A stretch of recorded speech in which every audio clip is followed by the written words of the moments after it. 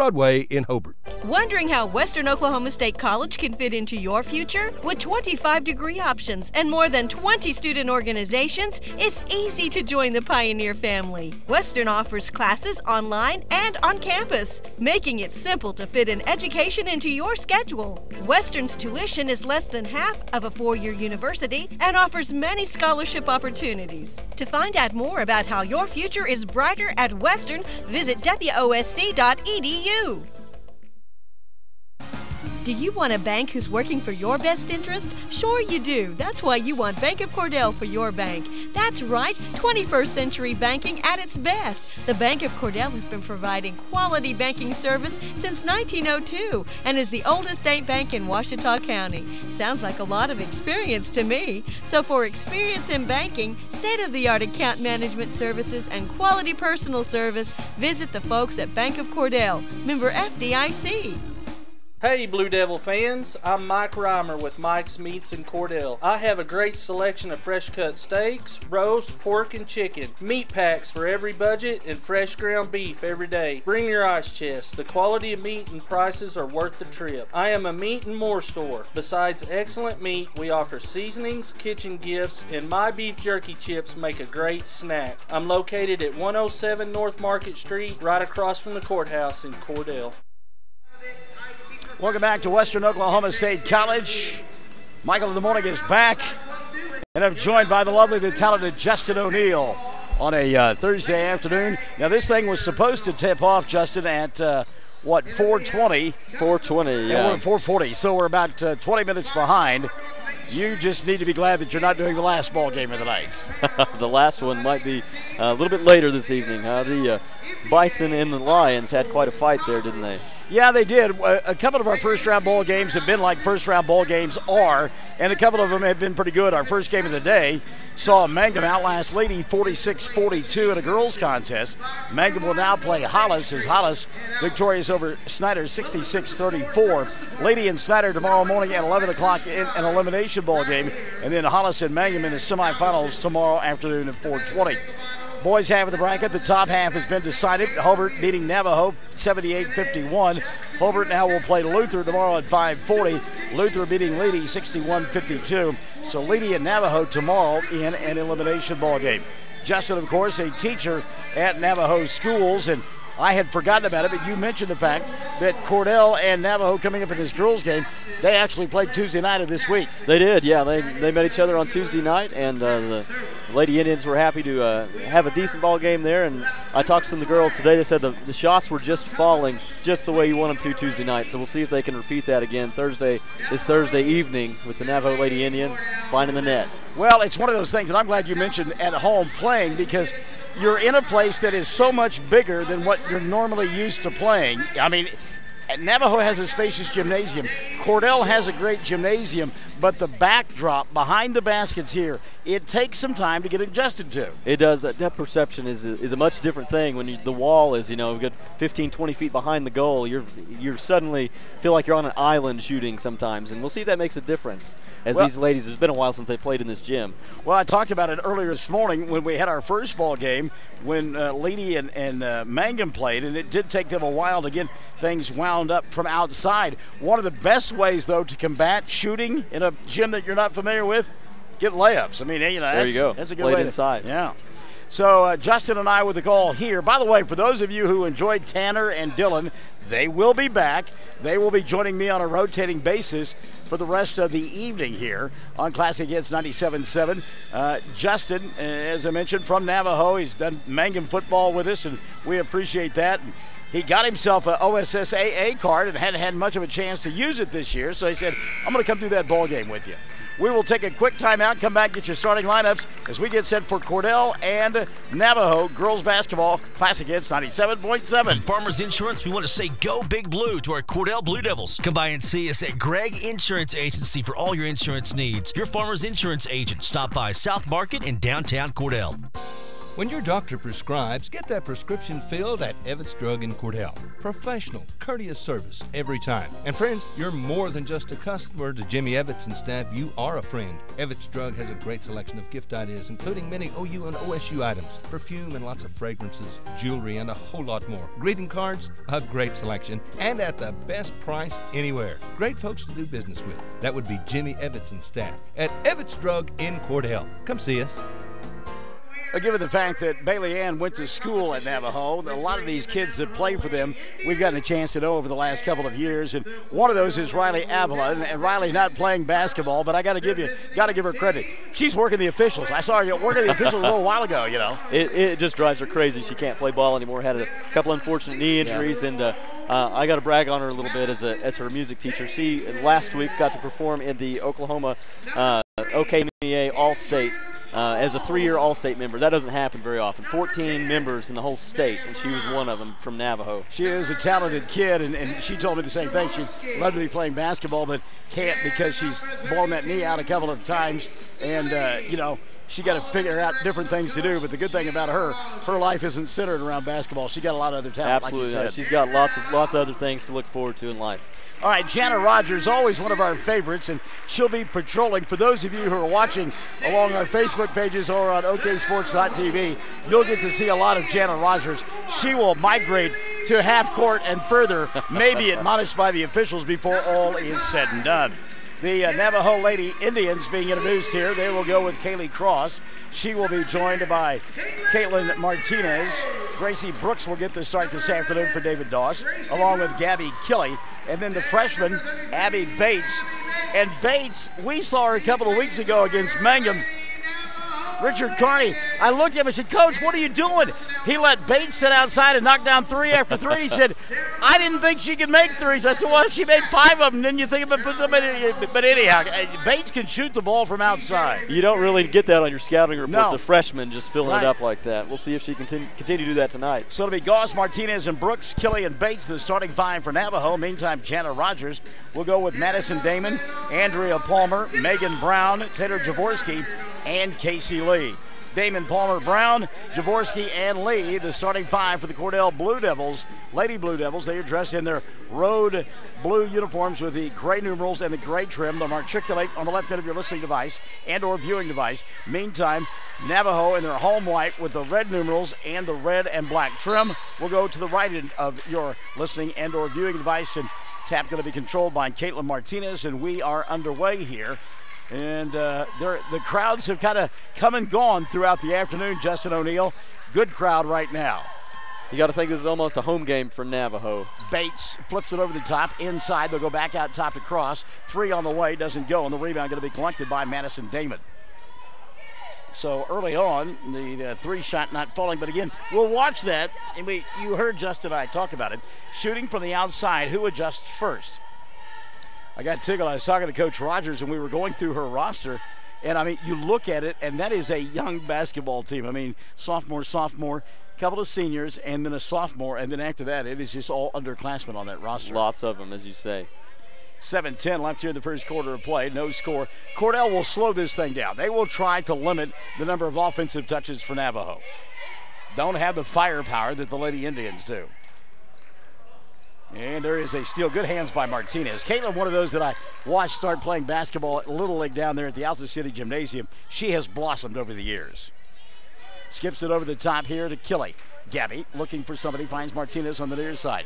Caitlin up top, Cross, sets, fires. Kaylee's shot in front of the iron doesn't go. Tries to grab the rebound, but a good job of blocking out by Megan Brown.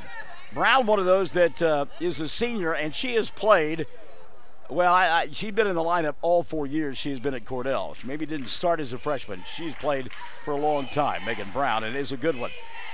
Cordell, again, very patient on that offensive end. That's Casey Lee putting up the shot, doesn't get it to go. And Gabby Killey with the rebound. So you got to limit your touches if you are Cordell with Navajo, and if you're Navajo, you got to convert. Every time you get a good chance at a bucket, I tell you what, you want to take those easy ones, as you said, and then you can maybe spread the court out a little bit later on. Well, they go inside to Bates, and she lost the ball. It was apparently tipped out of bounds. They said it was last touched by Casey Lee, so it will be Killey to inbound the ball. 2 minutes gone by here in the first period of play. Skip pass over the top, caught by Bates. Abby comes near side of Martinez. And Navajo, one of those teams that they just grind away. Nothing flashy about them, but they will just keep coming after you like the Pat Green song, wave after wave. Cross going to go inside. She'll get fouled. And Kaylee will go to the line to shoot too. Let's check the whistle here. And have called this one on Taylor Jaworski. The first on Jaworski and team foul number 1 on Cordell. So Cross to the line to shoot 2. First free throw on the way. Off the back of the iron, doesn't go. David Doss, we talked about how young Janet Rogers' teams. David Doss' team, a little bit young as well. I mean, he had some big-time graduation losses. They lost quite a few last season, and we'll see how that affects years to come, but there's a lot of talent coming up with these Navajo Indians. Cross hits the second of 2. She's 1 of 2, and we've got a score on the board. It's 1-0. Madison Damon coming in the front court. And again, Damon had a chance to attack the glass, but waited for traffic to clear and slowed things down. I mean, here we are, 2.5 minutes gone by, and it's a 1-0 ball game. This is perfect if you're Cordell. 3-ball launched here, doesn't go. Brooks with the rebound for Navajo. So Navajo doing a good job of limiting it to 1 shot on the offensive end. You got to think Coach Doss has been talking about rebound, leading up to this game. Kelly between the 2 circles now for the Lady Indians. Should come to Brooks. Gracie back to Gabby. She'll hand it off now to Bates. And give credit to Cordell. I mean, they're chasing all over the floor as well.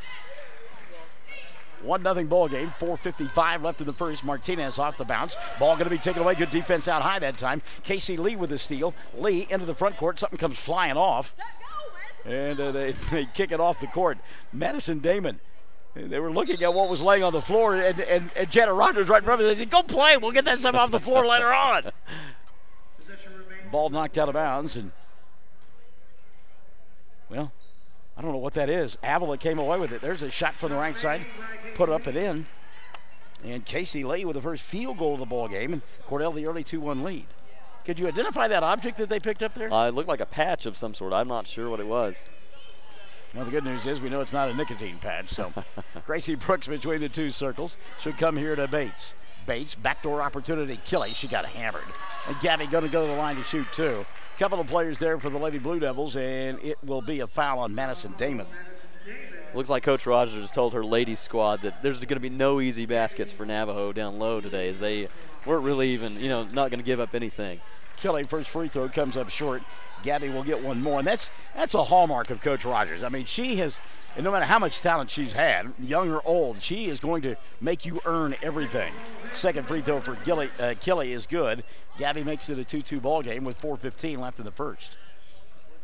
And now David Doss has extended the defensive pressure on his side of the ball, and Bates comes up with a steal. Good job by Abby that time to step into the passing lane. Some anticipation by the freshman. And again, she's one of those, and I talk about it all the time, doesn't matter what sport it is. If I've got a kid that has older brothers and sisters that have been athletes and have been good athletes, I'm going to take them and put them on my team. Cross puts it up from 10, doesn't get it to go. The rebound, Madison Damon. Damon with the left-handed dribble coming across the timeline. I want kids that have got older brothers and sisters that beat the daylights out of them. You betcha, yeah. Is there going to be an offensive foul? No, a blocking foul instead. Wow, Gabby Kelly. Looked like she got there in time, but a blocking foul on Gabby. That'll be her first. And one on Navajo. They said it was on the floor. David Doss doesn't like the call. He'll take a timeout. 3:42 left in the first. It's a 2-2 ball game. Navajo and Cordell. Classic Hits 97.7. Fraser Banks is super excited to help bring you the broadcast of today's game and proud supporters of Navajo sports. We take great pride in supporting the youth in our area, and we encourage them to play hard, study hard, and work to be the very best they can be. Good luck in today's game and with every challenge you face in life. And remember, all of us here at Fraser Bank are cheering you on. Fraser Bank, member FDIC and an equal housing lender. At Great Plains Bank, we're in the business of making your life easier, and we understand how tough it can be to strike the right balance between security and opportunity when rates are on the rise. With our new variable rate CD tied to Wall Street Journal Prime, you can have the best of both worlds. You get the security of a CD without the stress of worrying about market timing. And with rate floors, you get the upside without the risk. Stop by one of our locations or visit us at gpbankok.com. Great Plains Bank, member FDIC, equal housing lender. 3:42 left in the first quarter of play. We are tied at 2. And it'll be Cordell to inbound the basketball. That foul was on the floor, so no free throws. Inbound pass caught by Palmer. Andrea in the corner. She'll go to Megan Brown. And again, just simply slowing down the pace and slowing down the scoring. Cordell will swing it around here on the near side. Casey Lee had an opportunity, won't take it. Get it deep in that corner and throwing it back out top, Megan Brown. 3:20 left here in the first period of play. At the right elbow, opportunity there for Taylor Jaworski. Now they'll go back out top. Madison Damon, 3 on the way, doesn't get it to go. Rebound Martinez, run out now for Abby, and she'll lay it up and in. Good job that time by Abby Bates to cherry pick and get the 2. A good job to look down the court to find the open player for an easy layup. Back the other way comes Cordell, down by a pair, 4-2, 2:50 left in quarter number 1. Cordell and Navajo, of course, 2 of the teams that are a part of the fabulous area of broadcasting of clubs that we have on the Fox Radio Network. Cordell plays on 107 The Zone, and Navajo plays on News Radio 98.7. Inside ball going to be partially blocked. Megan Brown thought she got fouled, no call, and Martinez comes away with the basketball for the Lady Indians. I'm a little surprised to see no more urgency from the Navajo Lady Indians, as they're just kind of walking the ball down the floor, waiting for it to come their way, I guess. Well, you feel like that plays into Janet Rogers' hands, I would guess. I do, yes. Travel on Kaylee Cross, so it'll be Cordell basketball. And we have seen Navajo several times this year, and you bring up a good point. There are times that they like to get out and run. They do. I've watched them play a lot of basketball last year, and it was definitely an up-paced style of game. So we'll see if they continue slow tonight. Of course, they had Gracie Bates, Tabitha Armstrong, and that other girl there. You know what I'm talking about. I do. Yes, Emmy Cobb, who is playing great basketball for Western Oklahoma State. 4-2, the lead here for Navajo. Tough shot inside as Jaworski couldn't get it to go. She'll battle for a rebound, but Martinez going to take it away, and then Martinez had it slapped out of her hand momentarily and got it back. Great effort there by Martinez to keep the ball in her possession. Caitlin is just, when I talk about her blossoming, she has. I mean, she can dribble, is just a great handler, and as a little kid playing the game, I didn't really think that's what she was going to turn into, would be a point guard, but she certainly fits the bill. Kaylee Cross out high now, going to slow it down to Martinez.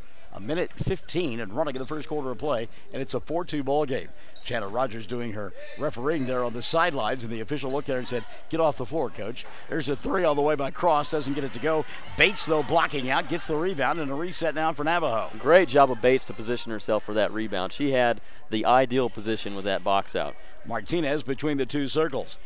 Caitlin going to put it on the floor, lob it inside to Cross. She's double teamed, finds Kelly on the wing. Gabby, dribble, drive underneath the basket, lays it up, shot won't stay down, and a battle for the rebound, and a jump ball situation.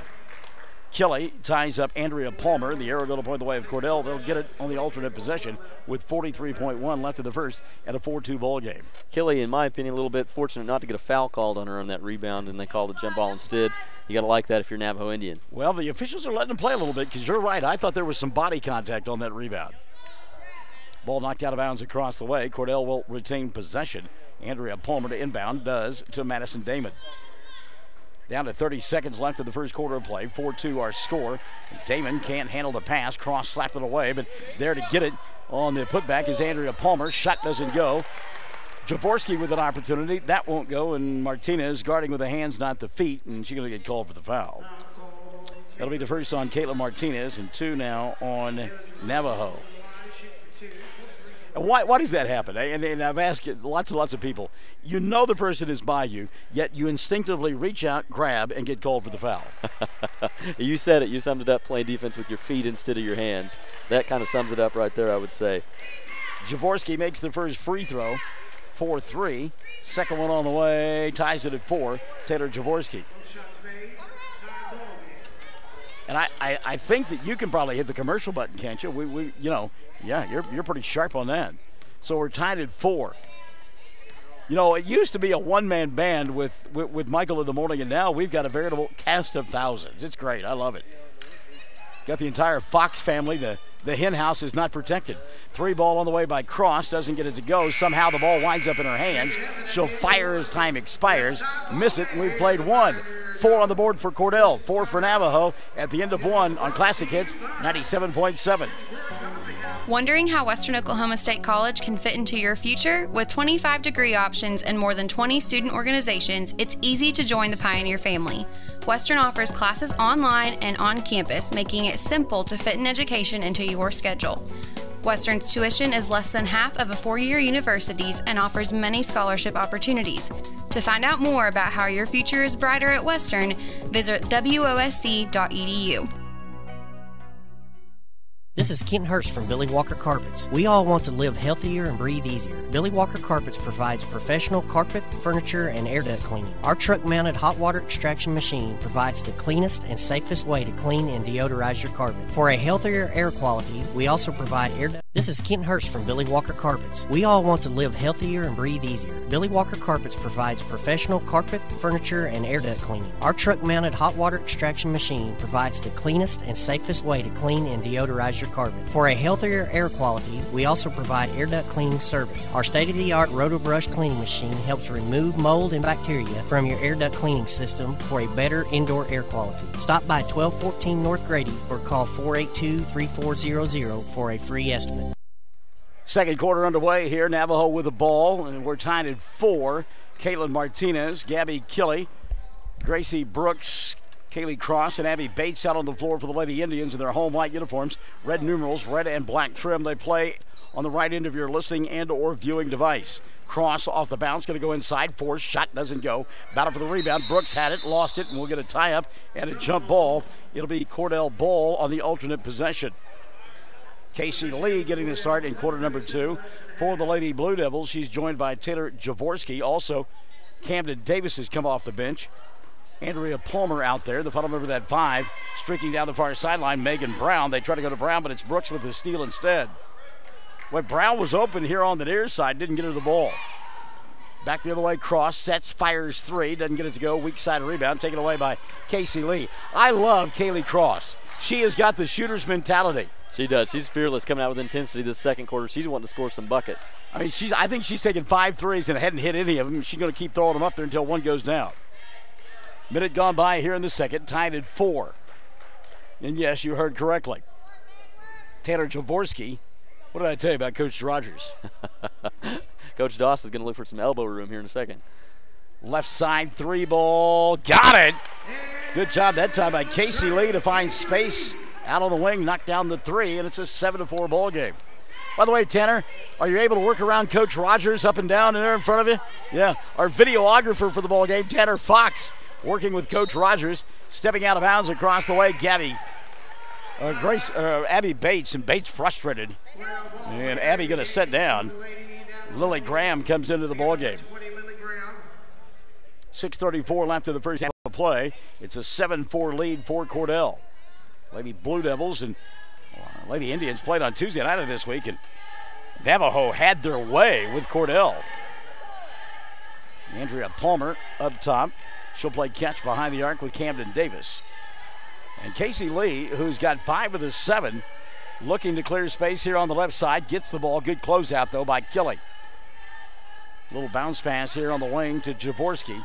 Back out top, they'll go to Andrea Palmer. 2 minutes have evaporated here in period number 2. A little bump and a bang. Getting away with it there was Brooks. Deep ball 3, left side. That time it won't fall for the left-hander. As Megan Brown was off with the shot, the rebound going to be taken away by Navajo. So the Lady Indians down by 3, 7-4, 5:45 left in the first half of play. Brooks up top, lob inside, catch made by Killey, and good defense. And a bad shot there by Killey, off balance and barely drew iron. Back the other way comes Cordell. Jaworski inside, good defense there by Killey. Gabby with the block, now the ball free. Going to be picked up by Andrea Palmer, and a reset for the Lady Blue Devils. 7-4, they lead. 5:20 left in the first half of play. Both coaches going to make a substitution at the next dead ball. Skip pass over the top, caught here by Camden Davis. And again, every time it looks like it's going to be hair on fire time, give credit to Cordell. They're able to kind of take the air out of things and slow it down. Well, that's good hustle basketball. I got to say that it looks like the Lady Blue Devils have a little bit more intensity going than the Navajo Lady Indians do right now, Michael. Well, a 3-ball was shot there and a whistle in the middle of it because timeout was taken by Cordell. 4:59 left in the first half of play. We're back in 30. It's 7-4. Cordell on top. Classic Hits 97.7. Go Big Blue! High Plains Bank, located at 200 North College Street in Cordell, is the place to handle all of your banking needs. We offer competitive rates on mortgages, vehicle, commercial, and ag loans, along with friendly customer service. At High Plains Bank, we always have a cup of hot coffee or a cold drink waiting for you. High Plains Bank, community-driven and a proud supporter of the Cordell Blue Devils, member FDIC and an equal housing lender. By the way, does your mother-in-law know where you are? She knows exactly where I am. Well, I put you on Facebook, and she likes that you're here. It's okay. So you won't be in the doghouse there. I guess I should have sought your permission before I did that. I have multiple bosses to ask, Michael, before I can do something like this. So she is high on the totem pole. I understand what you're saying about multiple bosses. About anybody who has 2 legs and walks upright is my boss. 4:56 left here in the first half of play. It's a 7-4 lead for Cordell. They work on the left end of your listening device or viewing device. Talked about those substitutions as Birch is coming to the ball game, and 3-ball going to be launched on the left side. It rolls around the rim and goes in. Megan Brown. So Megan Brown with the 3, and that extends the lead for Cordell to 6. 10-4, good buddy. 4:30 left in the first half of play. Martinez to Cross. She'll throw up a hook shot, doesn't get it to go. Weak side rebound, Lily Graham, and a reset to Martinez over the top. Caitlin going to put it on the floor. Dribble, drive, left-handed shot doesn't go. Blocking foul called, and that should be on Lacey Birch. Let's see, it is. So Lacey Birch will pick up the personal foul. I like to see Martinez attack the basket. You know, they're a little frustrated and not getting their play to fall. Going straight towards the basket, that's a good way to make things happen. Well, I almost get the idea that David Doss says, okay, enough of this pace that we're playing, this patient, let's go out and attack the window. Martinez misses the first. Substitution, as Lily Graham will set down and Abby Bates will come back in. 4:20 left in the first half, 10-4. Second one on the way. Part of the iron doesn't go. Boxing out, grabbing the rebound, Casey Lee. Lee now quickly into the front court, and they'll go to Camden Davis. There's Lacey Birch. Birch, just a sophomore. We talked about the youth of this ball club, and boy, if you play a team that is young, you let them hang around, they can be dangerous. Birch for 3, and the line drive will go. Well, that was one of those shots. Birch took it, and Jana Rogers right in front of us like, no. Oh, good shot. No, yes. 13-4. 3 threes have given the lead to Navajo. Cross turnaround jump shot doesn't go. Ball batted around volleyball style on the rebound, and last touch, they said, by Casey Lee. So Navajo will get it back. Well, not according to Coach Rogers, Michael. She was doing her best to try to get it to go her way. Substitution now, Gabby Killey back in, and Katie Cross was going to sit down, but not so fast, my friend. Instead, taking a very quick seat will be Kelly Taylor. Taylor was in maybe all of 30 seconds. Skip pass over the top. What a catch by Cross. And again, Jana Rogers, a little body language there. She thought maybe the pivot foot got drugged. No call. Cross here on the near side. Going to go inside to Killey. Got a mismatch, puts the ball on the floor, stops, pops, shot won't go on the weak side rebound, taken away by Casey Lee. Lee needs some help in the backcourt. She'll get it from Andrea Palmer. 13-4, 3:15 left in the first half of play. Birch out high, picked up by Martinez. She'll come here on the near side for Camden Davis. Davis giving up the dribble, back to Birch. 3:05 left in the first half of play. Boy, look at the defense by Martinez. Wow. Palmer now will get it, and again, Martinez going to pick her up. Skip pass over the top to Palmer. So tell me the kind of defense that Caitlin Martinez is playing there. She's playing a hurry-up defense, Michael. She's trying to get the ball back. Birch goes inside, lost the ball on the way to the basket. Take it away. Here comes Caitlin Martinez. Back the other way, crosses over, leaves it for Killey. Gabby at the right elbow, finds Brooks underneath the basket. She'll put it up, miss the shot, but get fouled. And Gracie will go to the line to shoot 2. Let's check the foul. It'll go against Lacey Birch. That'll be 2 on Birch and 4 now on Cordell. I want to see these Lady Indians start to work and reverse the ball a little bit. They just seem to keep going to the right side, Michael, and really not making Cordell's defense have to do much to guard them. All right, so a couple of free throws here for Gracie Brooks, as Taylor Jaworski will come back into the lineup after the first of 2 free throws. Brooks got that one to go. That's the first point of period number 2 for Navajo. Burt's setting down, and as we mentioned, Taylor Jaworski back into the ball game. 13-5, 2:37. We're in the second quarter. Second free throw, Brooks got it. So Gracie with her first 2 of the ball game, and it makes it a 13-6 contest with 2:30 left in the first half. That's a travel, wasn't it? Wow. Andrea Palmer quickly into the front court, though. She'll go to Taylor Jaworski. She said, before I get called for the travel, I'm going to get rid of the basketball and let somebody else have it. 2:20 left in the half. And again, Cordell has made a living in that corner on the left side. They've knocked down 3 threes from there, so Navajo extending the defense. It opens things up inside. Boy, I tell you what, opportunity there for Jaworski. Didn't take advantage of it. Should go to Lee. Now here on the near side, and it's Megan Brown. Brown throws up the air ball. Kaylee Cross with a rebound, and here comes Caitlin Martinez. Jana Rogers loved the way the play was ran. She just didn't like the execution at the end. Kelly up high. Gabby back to Bates, and now Martinez will come out and reset everything for Navajo. Minute 45 left in the first half of play. 13-6. Brooks wanted to go inside. Bates was going there, but got turned back. Now they'll go to Martinez. Caitlin going to set, fire the 3. Front of the iron doesn't go. Good fundamentals by Cordell. They block out and get an easy rebound. Here comes Megan Brown. Brown quickly into the front court to Casey Lee. Lee will give up the dribble with 1:20 left in the first half of play. So again, Cordell has shortened this thing tremendously, only 19 points, and we've got 75 seconds left in the first half of play. On that left wing, Casey Lee. Lee over the top, little backdoor opportunity. She'll flip it. Will Taylor Jaworski to a cutting Andrea Palmer, who lays it up and in for an easy 2. And Cordell's certainly found something with that baseline short corner on the left side. It really has opened up the floor for them as they get the easy bucket there. I was going to say, you knock down those 3s from out there, then they come out and guard you. Somebody got to be open on the inside, and you're right, Cordell ran that to perfection. Kaylee Cross going to spin, shoot, and score. She just muscled that one home. First field goal of the ball game for Cross. We'll get a steal on the inbounds play. Cross will hit it. No, that's Martinez, I'm sorry, with the bucket. And she was fouled and a chance at a 3-point play. How about those 4 points? Yeah, just no blink, kidding. and here they are. Camden Davis with the personal. That'll be her first. And 5 now called against Cordell. 3-point opportunity for Caitlin Martinez. Martinez didn't get it to go, and the rebound going to be collected by Cordell. Cordell has been fundamentally sound on the glass, both offensively and defensively. They lead by 5, 15-10. We're down to 30 seconds left in the first half of play. Casey Lee in front of the Navajo bench, and boy, Jana Rogers, she says, we're on radio, I can't say what I think, as that ball was thrown away. That's just, if we're doing the Australian Open, that is an unforced error there by the Lady Blue Devils. And you got to think those 4 quick points by Martinez and Cross really kind of flustered the Cordell Lady Blue Devils and wondering what's going on. We'll see if Navajo can score again before the half. 15 seconds left, first half of play. Cross off the bounce, should come to Martinez. Now Navajo going to hold for 1, obviously. We're down to 10. Cross looking for a cutter inside. It's Bates over the top instead. Abby going to put it on the floor, throws it up from the free throw line, doesn't get it to go. Rebound Casey Lee, and the first half will come to a close with Cordell on top. 15 on the board for the Lady Blue Devils, 10 for the Lady Indians. At the intermission, 15-10. Cordell in front of Navajo. You and I step aside. We'll return to Western Oklahoma State College after this on Classic Hits 97.7.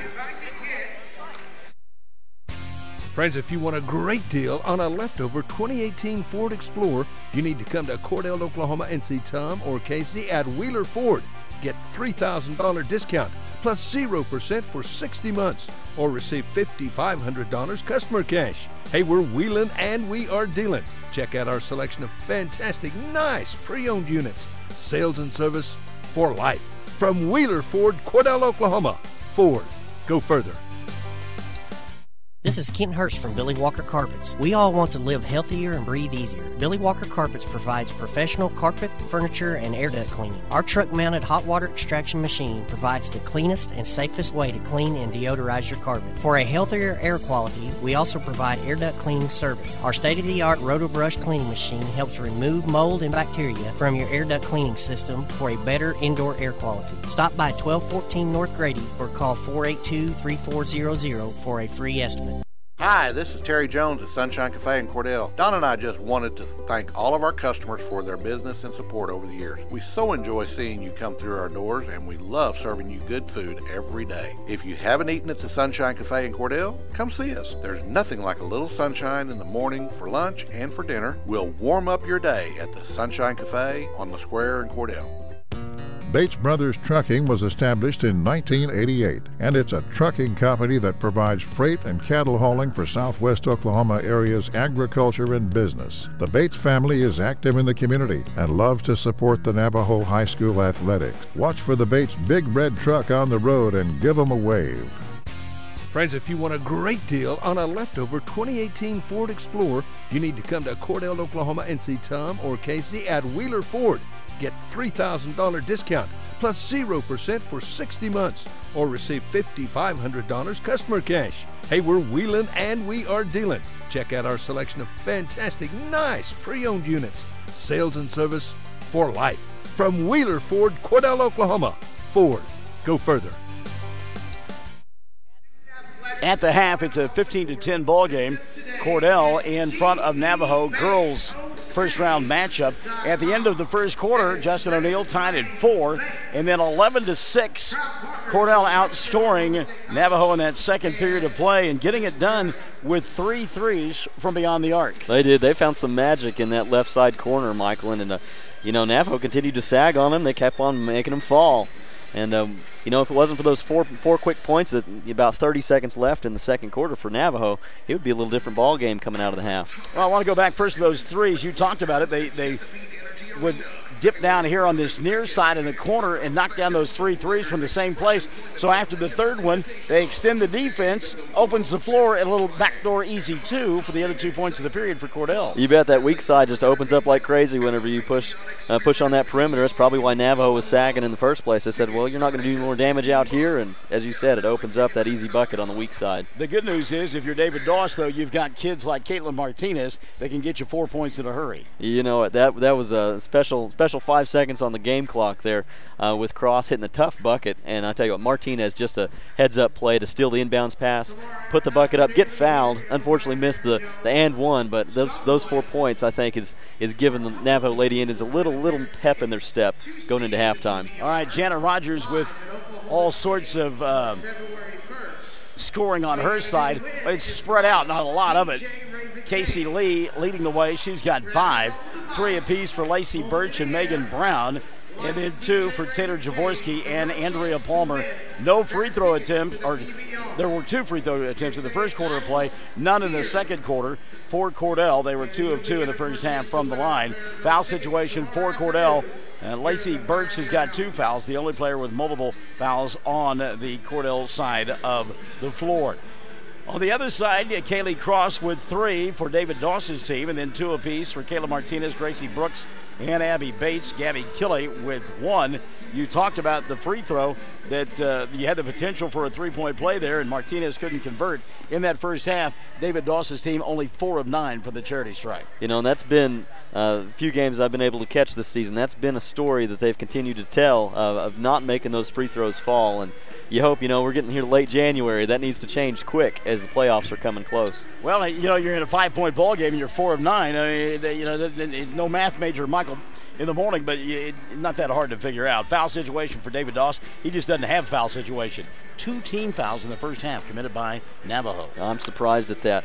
I don't think that will be the tale in the second half. Before we go to break, you've alluded to it. You're a teacher there at Navajo, and you had some competitions going on with the music department. Anything on the horizon for you guys? We do. We have the OSSAA solo and ensemble and choral competitions coming up in early March. There's an opportunity for the kids to get out and work on and perform some solos they've been working on and sing. It's an awesome time for these kids. What's cool about music, Michael, in the state of Oklahoma is you're competing as the smallest school against the largest school. Okay. It's not, you have classes, but at the same time you're there performing with everybody else, and it really is a close-knit community of performances, and it's just a neat way to get to enjoy the thing that you love with students from all over the state, regardless of how big their school might be. And you said that's in early March. Where do they hold that? That's going to be at Cameron University on March 2nd, and on March 6th we're actually going to be in Elk City, at Elk City High School. in the Pioneer Center up there. Wonderful facility. That is a beautiful facility, is it really not? is, yes. All right, at the half here, 15-10. Second half coming up between Cordell and Navajo girls basketball Tri-County Tournament from Western Oklahoma State College with Justin and Michael on Classic Hits 97.7. At Danny's Service Center in Blair on Highway 283, we offer a full line of automotive and diesel services. And we're proud to offer out-of-town towing for all of our customers. At Danny's Service Center in Blair, we are also very proud to be supporters of Navajo Indian sports. We wish you luck in today's game and encourage your success in everything you do. All the crew at Danny's Service Center on Highway 283 in Blair are happy to be a part of today's broadcast. Hi, this is Terry Jones at Sunshine Cafe in Cordell. Don and I just wanted to thank all of our customers for their business and support over the years. We so enjoy seeing you come through our doors, and we love serving you good food every day. If you haven't eaten at the Sunshine Cafe in Cordell, come see us. There's nothing like a little sunshine in the morning for lunch and for dinner. We'll warm up your day at the Sunshine Cafe on the square in Cordell. At Corn Heritage Village, we're leading the way in patient care every day, every shift, all year round. We have rooms available right now for your loved ones. Care options include skilled nursing care, long-term care, Alzheimer's, dementia, and a whole lot more. We're a nonprofit facility since 1948. Experience the nonprofit difference. When you need us, we're here. Quality care from a staff that really does care. For more information, call Stephanie, 580-302-4554, 302-4554, Corn Heritage Village in Corn and Weatherford, communities of care. All right, back at Western Oklahoma State College as we get ready for the second half of play. And it is a 15-10 bowl game as Cordell and Navajo play here on Classic Hits 97.7. DN checking in, Michael, and a cast of characters. And it is. I feel blessed to have as many folks doing this. I mean, 22 bowl games. Well, you know, we do try to do a bang-up professional job, and having all you folks come in and be a part of it certainly does help out in the quality of the broadcast. Well, I got to say, Michael, a rising tide raises all ships. So as the quality goes up, people want to hop in, I think. Yeah, that's okay with me, too. Gabby Killey, Caitlin Martinez, Gracie Brooks, along with Kaylee Cross and Abby Bates gets to start in the second half of play for Navajo. They work on the left end of your listening and or viewing device in their home white uniforms, red numerals, red and black trim. Martinez open for a three, but won't take it. Goes inside to Bates instead with the left hand. Shot doesn't go. Rebound Brooks put back off the window. Couldn't get that one to go down. And in traffic, Andrea Palmer with a rebound for Cordell. She's out there with Madison Damon, Taylor Jaworski. Also, Casey Lee getting the start here in period number 3 for head coach Jana Rogers. As they go inside to Jaworski, she'll get fouled and go to the line to shoot two. Final member of that starting five, Madison Damon for the Lady Blue Devils. Push cold here on Gracie Brooks. That'll be her first. And team foul number 1 in the second half. You get the idea that both coaches have decided, okay, we've had the first couple of rounds of sparring. Now let's go inside. Let's play it inside. I got to like how Abby Bates was playing in the post for the Navajo Indians there on their possession. Wasn't able to get a bucket, but worked out all right anyway. We'll see more of that. Jaworski hits the first of two. It's now a 16-10 ball game. Second free throw on the way. Jaworski got it to go. And Jaworski taking a page from George McGinnis of yesteryear with a one-handed free throw. I love that. The one-handed hoist. 17-10. There's a steal. Good anticipation by Lee. Casey flashing by the passing lane and took it away, and now on the other end, Caitlin Martinez does just the same thing. Martinez with a dribble, drive with the left hand, put it up and in. How about Caitlin Martinez? She said, enough of this passing stuff. I'm going to the cup. Back the other way now, picking up the pace. Jaworski. Taylor going to slow it down though to Madison Damon. 6:50 left in the third period of play. 17-12, 5-point lead for Cordell. There's a force inside. Not a good pass. Jana Rogers with the Macaulay Culkin look, her hands on her face going, ah! So here comes Caitlin Martinez. I did say that right. Macaulay Culkin? Macaulay Culkin. Okay. There you go. Some of that Home Alone stuff.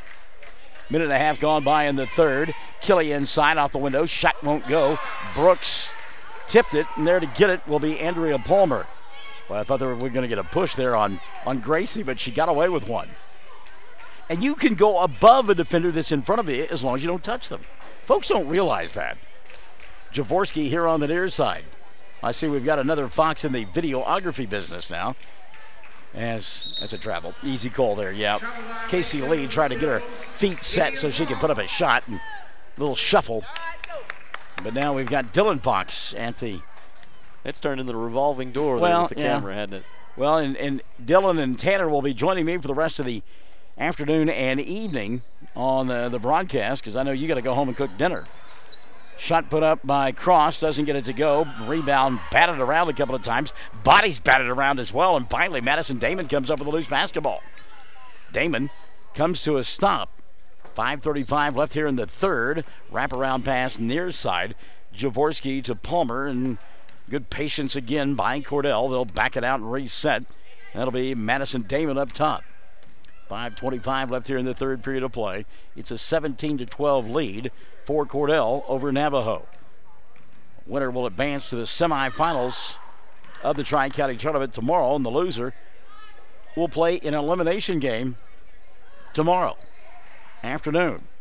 Baseball pass over the top. Good catch there by Madison Damon. They'll dump it in the middle of the paint to Jaworski. Now kick out on the wing. 3-ball on the way. Comes up short for Brown. Loose basketball, and somehow coming away with it is Madison Damon. Wow. Little hot potato there. It has gotten a little sloppy, both of these squads.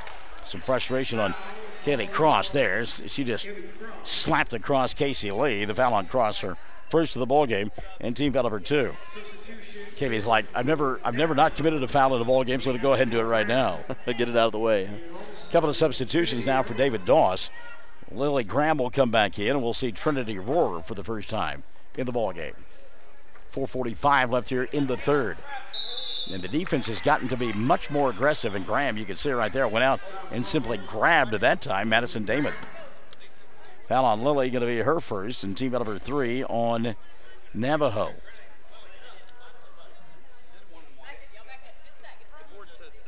And the official coming over now, we're not even close to 7 fouls. That is just the, who knows? That'll be the third team foul, though. Should be the third team foul in the second half of play. Inbounds pass caught by Madison Damon. The officials kind of looking around going, how did we get to 7 so quickly? The 1-2 skip a few, Michael. That's a 2 that comes up short for Andrea Palmer. Rebound going to be taken away by Rohrer. She'll go out top to Cross. Kaylee going to stop, pop, shoot the 3 from College Land. Doesn't get it to go. Rohrer with the rebound and a reset now to Cross. Cross, dribble, drive, lower to shoulder, and that's an offensive foul. That is all day long. Cross is seeing the bucket. She's trying to find it any way she can, wheel it in there, and she met a Cordell Lady Blue Devil just set and ready to take a charge. Kaylee looks a little frustrated right now. 17-12, 4:20 left in the third period of play. Madison Damon, the inbounds pass, comes flying across the timeline. She'll get a bump and a bang. Lily Graham with the steal, but she was standing on the baseline, so it will still be Cordell Bull. They'll inbound just to our right. In fact, it's so close you may get some sweat on you.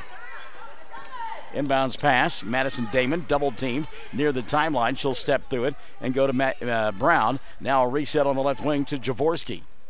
When Navajo really turning up the defensive pressure. They trail 17-12, midway point. Quarter number 3, there's a double dribble and a turnover. And you got to think there's been so many turnovers so far this third period. It's definitely from the pressure on both sides of the ball, but especially Navajo on Cordell. All right, Trinity Rohrer going to bring it across the timeline now for David Doss. Rohrer hands it off to Kaylee Cross. Kaylee gets a screen out high from Brooks. She'll roll off of it. Can't do anything with it. They go to Lily Graham now. Swings it on the wing to Rohrer. Trinity inside. Tough angle. Shot won't go down. Rebound Casey Lee. Lee in trouble. Needs some help. And she'll throw it out here in the middle of the floor. It's captured by Madison Damon. Damon down the far sideline. Skip pass over the top and now a reset out top to Damon. Should come here between the two circles to Andrea Palmer. Leave it on the wing for Megan Brown. 3 doesn't go. Rebound ripped away by Gabby Killian. That's just strength right there as she took that away from Taylor Jaworski. Oh, how about the steal and a run-out opportunity here for Megan Brown with the left hand, and it goes. Boy, Megan Brown, you talk about being a pickpocket in New York City Central Park. Brown was certainly that right there. Now that's a play you just design. As soon as you make a reverse pivot, you take it away and go for the layup. 3 minutes left here in the third. Cordell on top by 7, 19-12. Cross off the dribble, going to go inside, forces, a foul is called, and it's an offensive foul on Kaylee Cross. And I'll tell you what, that frustration continuing to mount for Kaylee Cross. And I would say the entire Navajo squad, Michael, they are not happy about their situation right now. Well, Rohr going to sit down. So does Lily Graham. Also taking a seat will be Cross, as Kelly Taylor has come back into the ball game. Caitlin Martinez and Abby Bates out there as well. Gabby Killey and Gracie Brooks down here by themselves. Inbounds pass caught on the far side and on the run. Tough shot there. Doesn't fall for Megan Brown. Out of the pack comes Abby Bates, and here comes Navajo. See, I think that plays right into the Lady Indians' hands as Taylor shoots the three, doesn't get it to go. Ball going to go out of bounds. But that last offensive sequence by Cordell, going down the floor, shooting quickly, not running clock, that's what Navajo's looking for. That's exactly what they're looking for, and Brown wasn't about to slow down. She was going to put up a bucket, try to score another 2 points for her squad, and fortunate that the Indians weren't able to convert on their return. 2:35 and running here in the third period of play. Into the front court, Madison Damon. They'll reverse it now to Megan Brown. Skip pass over the top to Damon. She had inside momentarily. Jaworski. Now Taylor going to come out and get the ball. Gets double teamed in the corner. Got to give it up. And does over the top to Damon. Andrea Palmer now out on the left wing to Megan Brown. Brown with the double team. You know, a lot of times when you're struggling offensively, you get offense from defense, but so far that hasn't worked to the betterment of Navajo, and going inside and hitting it from point-blank range is Taylor Jaworski. Jaworski makes it 21-12 with 1:50 left here in period number 3. Kelly Taylor inside. She'll get fouled. And was it on the floor, or does she get a chance to shoot too? The official said it's on the floor. They've called the foul on Andrea Palmer. That'll be the first on Andrea, and team foul number 1 called on Cordell. 1:47 left in the third. Kaylee Cross back in, and Taylor will set down for the Lady Indians. Inbounding over the top, Killey. She'll go to Cross, who just came in as we mentioned a moment ago. 1:40 left here in the third. Caitlin Martinez, her club down by 9, goes to Cross. Navajo kind of standing around a little bit. Looking for a quality shot here. Well, there's a quality move by Gabby Killey. Couldn't get the shot to go down. Her putback won't go. Now we'll get a battle for the rebound, a jump ball, as Taylor Jaworski gets tied up with Caitlin Martinez. But I like the play. Killey sets the screen, rolls off of it, and just couldn't get the shot to go down. Just couldn't get it to go down. 1:25 left here in the third period of play. And Cordell throws it into no man's land. Jenna Rogers wanted to call a timeout. She thought she was going to get a turnover there, but instead her club keeps the ball alive, and she doesn't have to use that timeout. Well, look at the ball movement by the Blue Devils. Open for the 15-footer, left elbow Palmer. Shot doesn't go. Rebound swept away by Gabby Killey. She'll go to Caitlin Martinez. Martinez quickly into the front court. Minute left here in the third period of play. Caitlin going to force the shot. Doesn't get it to go. Battle for the rebound, and we'll get a tie-up and a jump ball. And the arrow this time will point towards Navajo. And Martinez with that almost forcing a bucket in there, Michael. That is definitely the attitude of the Lady Indians right now. They're trying to get a bucket however they can. I don't think it's panic mode yet, but they definitely need to have some good possessions. 57.3. They need a bucket before the period comes to an end, that's for sure. Killey going to put it up. It's short, and the rebound taken away by Casey Lee. Now, if you're Cordell, you're going to hold for 1, I believe. Yeah, I think Coach Rogers wants them to slow down. 45 seconds and running here in the third period of play, leading 21-12. And again, Cordell willing to spread the floor and play catch. Navajo chasing all over the place. At some point, your tongue starts wagging just a little bit. Down to 25 seconds left here in this third period of play. And again, Cordell holding for 1. So the Lady Indians on top, 21-12. And again, the kind of ball game that they were looking for. They can get a low-scoring affair like this. It plays right into their collective hands. Down to 10. You can hear Jana Rogers say, all right, let's go. Palmer right in front of Coach Rogers. Back out top to Damon. Damon back right side, Palmer for 3. Shot won't go, and the period will come to an end with Cordell on top.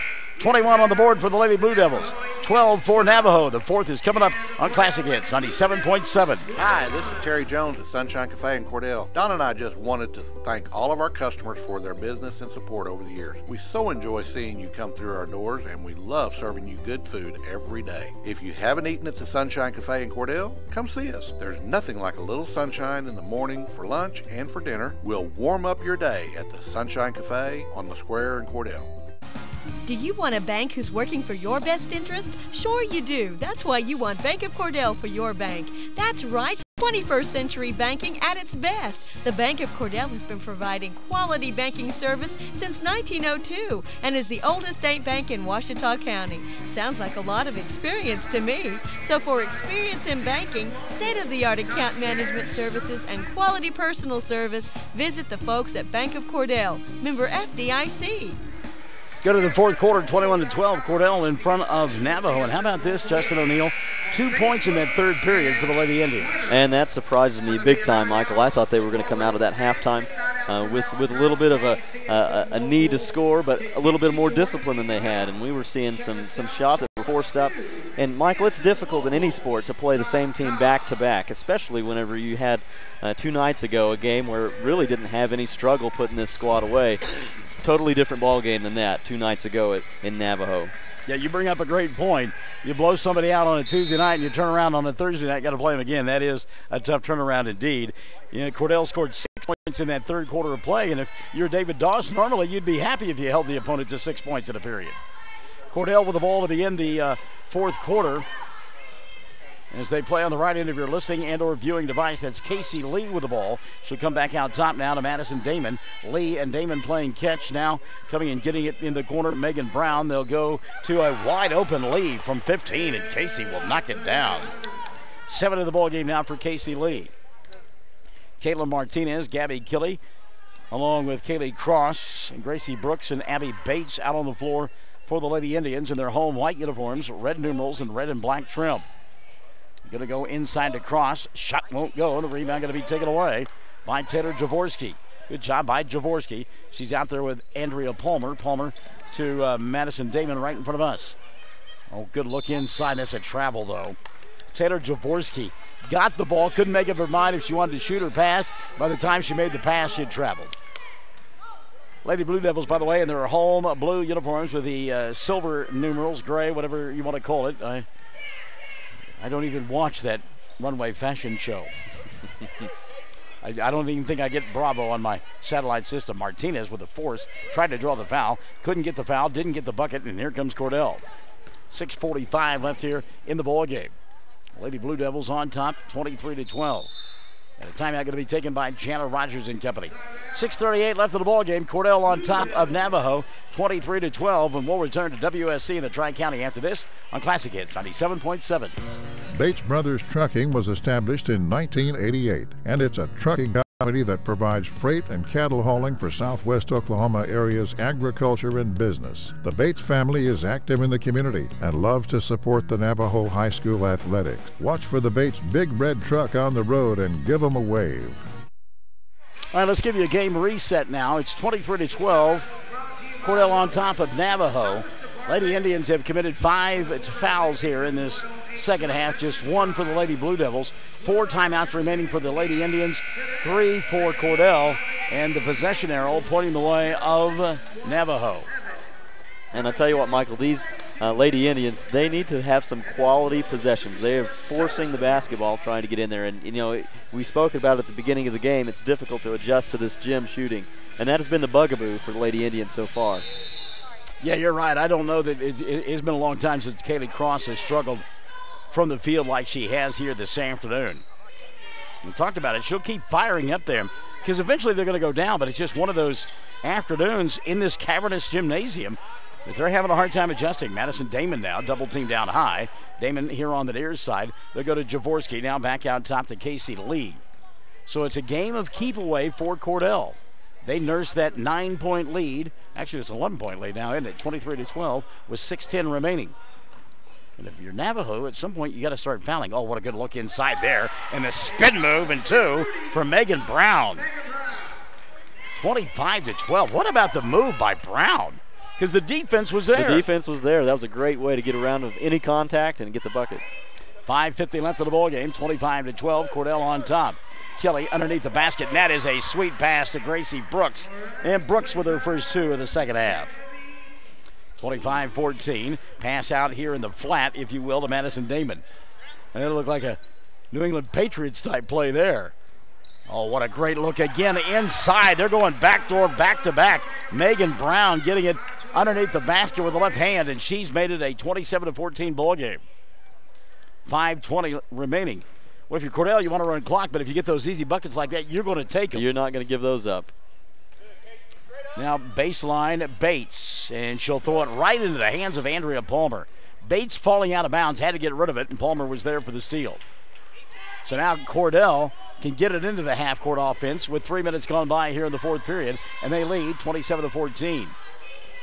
Out high with it, that's Jaworski. We'll skip it here on the near side and leave it for Andrea Palmer. Looking inside, Jaworski, wraparound pass. Good job by Martinez to go weak side and keep Megan Brown from hitting another bucket on the back door. 4:40 left here in the ball game. But again, Cordell, what a masterful job of playing keep away. And as soon as I say that, the ball goes right through the hands of Jaworski as she looked away. Martinez now back the other way for Navajo. She'll dribble, drive, throw it up with the left hand, came up short, battles for her own rebound, and got it to go. How about the effort there from Martinez? What a way to follow her shot, get a rebound, and put it back up for a second try. Lady Indians take a timeout, 4:25 remaining. They trail 27-16, and we are Classic Hits 97.7. Friends, if you want a great deal on a leftover 2018 Ford Explorer, you need to come to Cordell, Oklahoma and see Tom or Casey at Wheeler Ford. Get $3,000 discount plus 0% for 60 months or receive $5,500 customer cash. Hey, we're wheeling and we are dealing. Check out our selection of fantastic, nice pre-owned units. Sales and service for life. From Wheeler Ford, Cordell, Oklahoma. Ford, go further. All right, kids, here is your game reset. 4:25 left the area. 4:25 left of the ball game, and it's a 27-16 lead for Cordell. Both teams with 3 timeouts remaining, 5 team fouls on Navajo, just 1 on Cordell, and the arrow pointing the way of the Lady Indians. 3 full timeouts remaining for Navajo, 3 for Cordell. Both coaches have exhausted their 30-second timeouts. Lady Indians pressuring the inbounds pass, but a good job by Damon across the way to make the catch. She'll come across the timeline in trouble, double-teamed. There to relieve her is Jaworski. Taylor now in the corner to Lee, Casey Lee will play catch out high. Jaworski now on the wing. The double-team trap her, but there to rescue her out high, Madison Damon. Well, I tell you what, this is a disciplined club, Cordell. And they're doing exactly what you'd expect with this big of a lead. Michael just spreading the floor, make Navajo come get it. Up by 11. We've gone inside of 4 minutes, 3:50 and running in the fourth period. And again, the other thing is, Navajo just chasing all over the place. At some point, you got to get a little tired. Lily Graham, by the way, is coming to the ball game. She's out there as well with Trinity Rohrer. Dribble, try, penetration, tough off-balance shot, and it goes for Casey Lee. Lee, 4 in the period, 9 on the ball game. And we've seen that a lot today, Michael, as the Cordell Lady Blue Devils had a shot off balance, and it falls. 29-16, the lead for Cordell. Lily Graham going to go cross-court to Rohrer. Good pass by Trinity, and the layup is there for Gracie Brooks. Brooks with 4 in the period, 6 on the ball game. So back the other way comes Cordell. They lead 29-18. 5 minutes have gone by here in the fourth. Look out, here comes the ball. And oh, what a save right in front of us by Madison Damon. That is walking the old tightrope right there. Damon in the corner, she'll go to Lee. 2:50 left of the ball game. Casey to Taylor Jaworski. Jaworski here on the near side, she'll go to Madison Damon. And again, Megan Brown has a 3, but won't take it, and they'll just simply reset out high. Not only do you have to be disciplined as far as how to run the offense, you got to be disciplined not to take a wide-open shot as well. That's awfully tough to do, Michael. I'm surprised Navajo hasn't fouled yet. They still have a foul to give. Well, and I thought Lily Graham was going to get one right there. Now she will, as Graham will run into Andrea Palmer. So that'll be team foul number 6 called on Navajo. killed a lot of clock in that Yes, possession, Michael. Lily Graham's second foul, and a timeout going to be taken here by the Lady Indians. They trail 29-18, 2:24 remaining, and we're back after this on Classic Hits 97.7. Folks, you can trust and depend on quality Whirlpool home appliances. And the best place to purchase Whirlpool is Cordell TV Appliance and Furniture in Cordell. They've got washers and dryers, refrigerators and ranges and dishwashers and so much more. The complete line of Whirlpool appliances. The best in the industry. And you'll get blue ribbon service from Cordell TV and Appliance and Furniture. We service everything we sell. Cordell TV Appliance and Furniture, 117 North Market in Cordell. Phone 580-832-5777. Bates Brothers Trucking was established in 1988, and it's a trucking company that provides freight and cattle hauling for Southwest Oklahoma area's agriculture and business. The Bates family is active in the community and loves to support the Navajo High School athletics. Watch for the Bates big red truck on the road and give them a wave. All right, here we go. 2:24 left of the ball game. Coming out of the timeout, it'll be Cordell basketball as the Lady Indians now down to 2 timeouts left. Casey Lee coming this way. Lee picked up by Trinity Rohr. Lily Graham now collides with, wow, no call there, Madison Damon. That happened right in front of the Cordell bench, and some frustration there for Jana Rogers and her assistant coach David Garman. That was right in front of them, and they thought something had to be called there. And you could hear what Coach Rogers thought of the call, or no call. 2:05 remaining. Graham here on the left side, just inside the arc, and doesn't draw on the iron. Cross tries to keep the rebound alive, does. In trouble, she'll find Bates. Inside at 2 minutes at a minute 55. Cross going to spin, shoot, come up short, and a rebound going to be collected by Cordell. That is Megan Brown, and get a collision across the way. No foul. I think, did they call it jump ball? No, they just hit the ball. Might have been knocked out. Looks like well, they are calling a foul. Okay, yeah. Be a 1-and-1. So we will shoot a 1-and-1, but we don't know who the foul was on. Cross was in there. Well, and now the official underneath said no, there was no foul. He said there was no foul. See, the ball just went out of bounds. Went out of bounds. Wow. Ask Coach Rogers what she thinks about that one. Yeah, no kidding. Timeout going to be taken by Coach. Oh, no, she didn't get it. She did not get it. 5-second violation going to be called on Navajo, or on Cordell. Coach Rogers trying to call that timeout ahead of the 5-second violation and didn't get it. Martinez, the inbounds pass, catch, and shot doesn't go, and now we will get a foul called. Lily Graham going to get called for the push, and we'll get a 1-and-1 on the other end. That'll be 3 on Lily. Team foul number 7 called on Navajo. Minute 45 remaining. 29-18 after the ball game. Justin O'Neill and I will have the WOSC Player of the Game. Andrea Palmer's got a couple of points on the night. We'll go to the charity stripe. 4 for 4 on the ball game is Cordell, and we jinxed him. Free throw no good. And the rebound was gathered up by Megan Brown, but it went off of her hands and out of bounds. And I tell you what, a series of unfortunate events for Navajo as the clock just keeps ticking away. They really need a bucket this possession. So here comes Martinez into the front court. She'll go to Graham, skips it over the top, attacking the glass, Trinity Rohr, and she will score. Trinity Rohr. First 2 of the ball game for Trinity. And here's a run out now. Lee all by herself for Cordell. Lays it up and in. How about that? Casey Lee got 3 behind everybody. And we talked about it. When you're wide open like that, you got to take the shot. You can't run clock. Still a double-digit lead for Cordell. 31-20. Minute 10 left of the ball game. Rohr off the window, and it goes. How about Trinity Rohr back-to-back buckets? She's coming alive, trying to make something happen. 60 seconds left of the ball game. Skip pass over the top and out of bounds, and that will be Navajo basketball. 58.4 remaining. 31-22. They adjust the scoreboard. I saw it said 15-point lead on that. That can't be right. 55 seconds remaining. 31-22. Caitlin Martinez gets a screen out high. Scoop shot goes in. Caitlin Martinez. Quick timeout taken by David Doss. So Navajo not done just yet. 46 seconds remaining, but it's a 3-possession ball game. 31-24, Cordell on top. Classic Hits 97.7.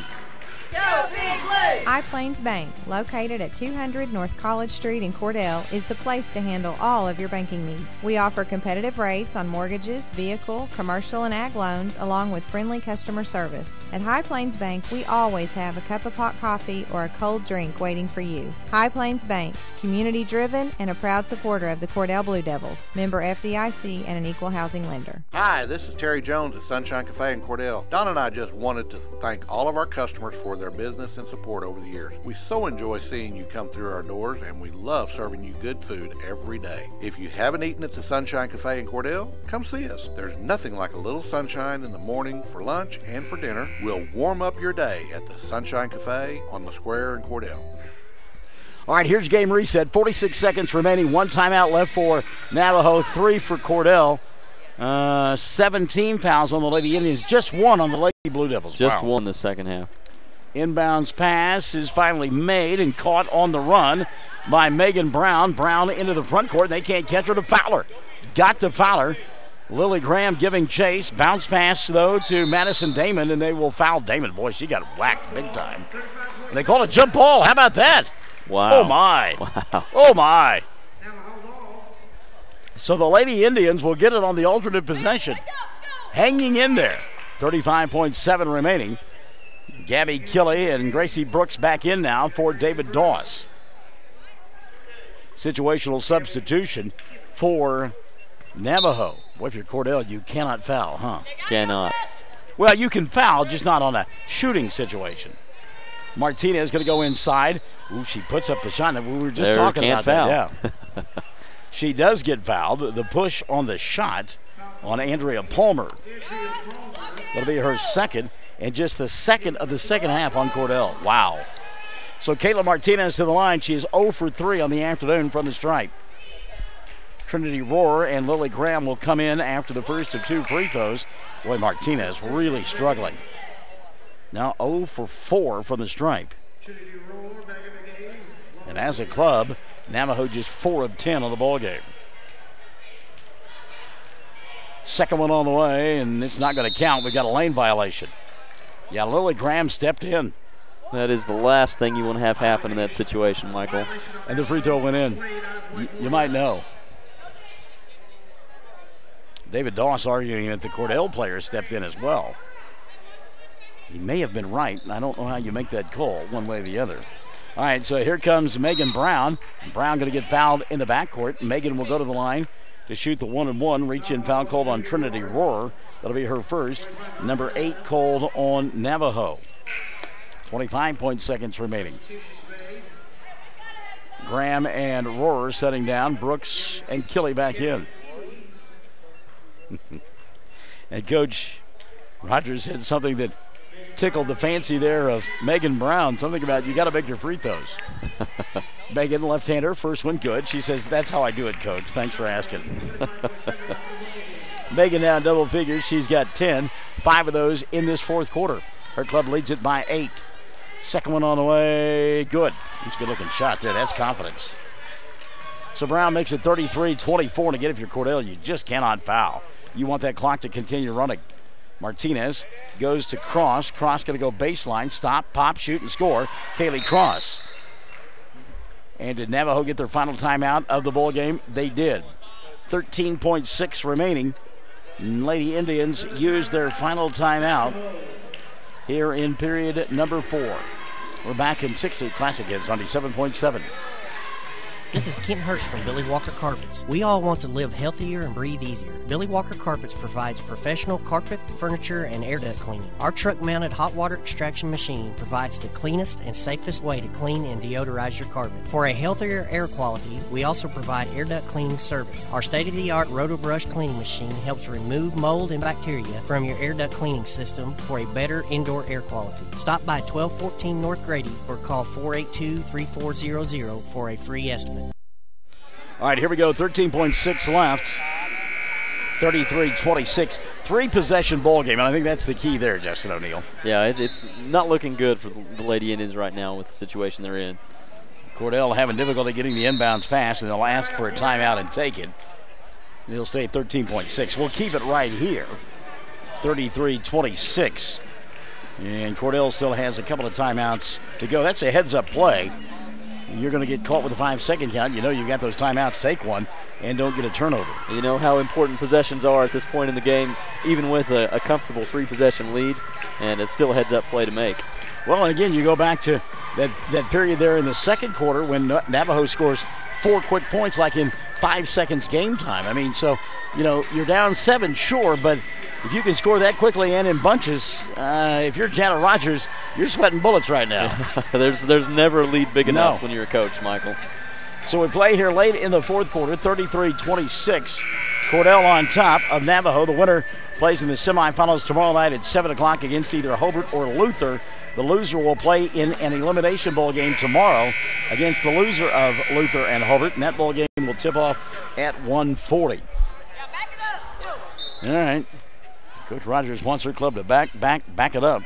Inbounds pass, thrown away. It's loose on the floor. We'll get a battle for it and a jump ball. The arrow going to point the way of Cordell. 11 seconds left in the ball game. Been a lot of those calls tonight, Michael. Calling jump balls where traditionally I might call those maybe fouls. Palmer, again, difficulty getting it in. She does to Lee. Lee's got a runner out in front. It's Taylor Jaworski, and Jaworski will get fouled by Bates.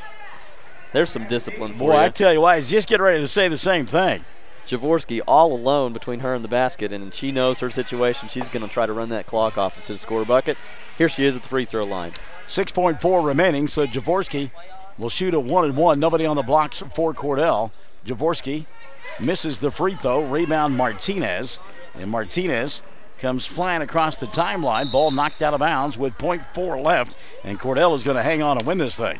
Wow. 33-26, Roar to inbound does.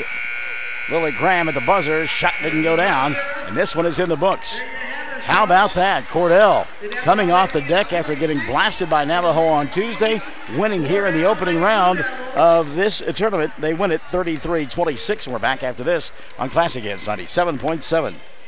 You move to the sidelines when stocks are predicted to drop? Are you waiting for some of today's uncertainties to be resolved before you invest? Hi, I'm Phil Cleaver, your Cordell area Edward Jones financial advisor. The problem with trying to time the market is you miss some of the best days in the market. The truth is, attempting to time the market has historically reduced investor returns rather than raised them. A good financial advisor can set up a consistent and smart investing strategy. Contact me today at 580-832-1106. Edward Jones, Making Sense of Investing, member SIPC. At Shorty's in Cordell, we know sometimes you just want good food, cooked fresh and made to order just the way you like it. Like a great tasting hamburger that's only $2 after 4 p.m. Sometimes you just want a great salad bar any time of the day. And daily specials, they're always fantastic ideas too. You're sure to love this daily special, our bread bowl with soup. Oh, and tell them you heard this ad and get $1 off your order at Shorty's. We can accommodate large parties and always have carry out. That's Shorty's, just east of the traffic light in Cordell. Go Blue Devils! Well, according to the seeding, we've got our first upset of the tournament. Number 6 seeded Cordell beats number 3 seeded Navajo by a final score of 33-26. And Justin, I got to tell you, I mean, Lady Indians, they score 14 points in the fourth quarter of play, but the problem is they only had 12 going into the frame. That's the problem, exactly. The last shot there as the time expired from Bates kind of told the story. It was going halfway down and just made its way right back out. That was the story for the Lady Indians the first 3 periods of this ball game, and it wasn't enough to overcome the Lady Blue Devils. And when you have conversations about some of the best basketball coaches in Oklahoma, you better include Jana Rogers. I tell you what, there's some disciplined players in her squad that did exactly what she wanted them to do, especially in that second half, played with a lot of discipline. Casey Lee with 11 points. Megan Brown had 11 as well for Cordell. Taylor Jaworski with a half a dozen. 3 in the ball game for Lacey Birch and 2 for Andrea Palmer. From the free throw line, Cordell 6 of 7. On the other side of the ledger, Caitlin Martinez with 8, 6 for Gracie Brooks. 5 on the ball game for Kaylee Cross. Give 4 to Trinity Roar. Abby Bates with 2 and 1 in the ball game for Gabby Killey. And from the free throw line, just 4 of 10 for the Lady Indians. And again, the victory goes to Cordell by a final score of 33-26. So Navajo plays at 1:40 tomorrow afternoon. Cordell plays tomorrow night at 7 o'clock. Both the ball games for Navajo in the afternoon. When you're working, you won't be able to join us courtside.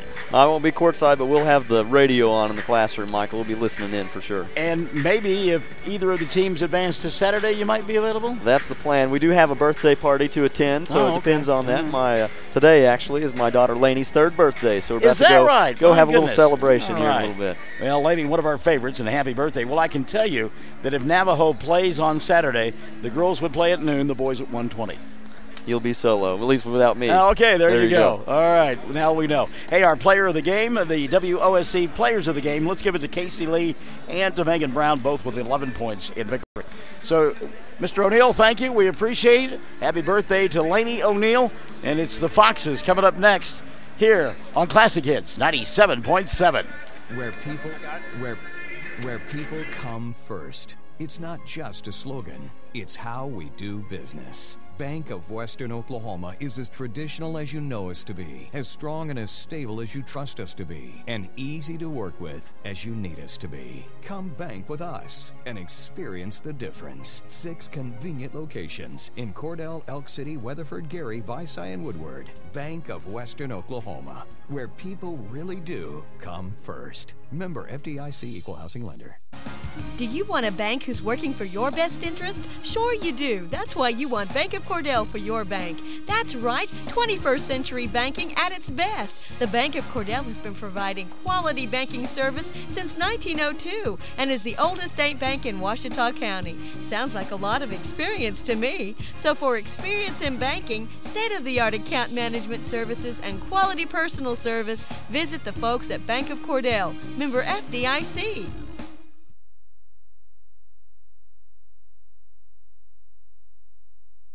Amsco Steel Products at 1101 South Main in Altus has been providing all your sheet metal supplies for many years. You can count on Amsco for rebar, C-purlin, and sheet metal in all your popular colors. But you can also count on Amsco for all your welding supplies too, including oxygen and acetylene. Yep, when you need sheet metal or welding supplies, just head to Amsco Steel in Altus. Bates Brothers Trucking was established in 1988, and it's a trucking company that provides freight and cattle hauling for southwest Oklahoma area's agriculture and business. The Bates family is active in the community and loves to support the Navajo High School athletics. Watch for the Bates big red truck on the road and give them a wave. Blair Tire and Feed on the corner of Highway 283 and 19 is your certified Firestone tire dealer and also a proud supporter of the Navajo Indians. Play hard, play safe, play fair, and play with pride. Lyle Shaw and his crew at Blair Tire and Feed wish the Navajo Indians lots of luck in today's game. And when you need tires, we're specialty trained and equipped to take care of you. Blair Tire and Feed on the corner of Highway 283 and 19 in Blair, Oklahoma. At Danny's Service Center in Blair on Highway 283, we offer a full line of automotive and diesel services. And we're proud to offer out-of-town towing for all of our customers. At Danny's Service Center in Blair, we are also very proud to be supporters of Navajo Indian sports. We wish you luck in today's game and encourage your success in everything you do. All the crew at Danny's Service Center on Highway 283 in Blair are happy to be a part of today's broadcast. Frazier Bank is super excited to help bring you the broadcast of today's game and proud supporters of Navajo sports. We take great pride in supporting the youth in our area, and we encourage them to play hard, study hard, and work to be the very best they can be. Good luck in today's game and with every challenge you face in life. And remember, all of us here at Frazier Bank are cheering you on. Frazier Bank, member FDIC and an equal housing lender. This is Kent Hurst from Billy Walker Carpets. We all want to live healthier and breathe easier. Billy Walker Carpets provides professional carpet, furniture, and air duct cleaning. Our truck-mounted hot water extraction machine provides the cleanest and safest way to clean and deodorize your carpet. For a healthier air quality, we also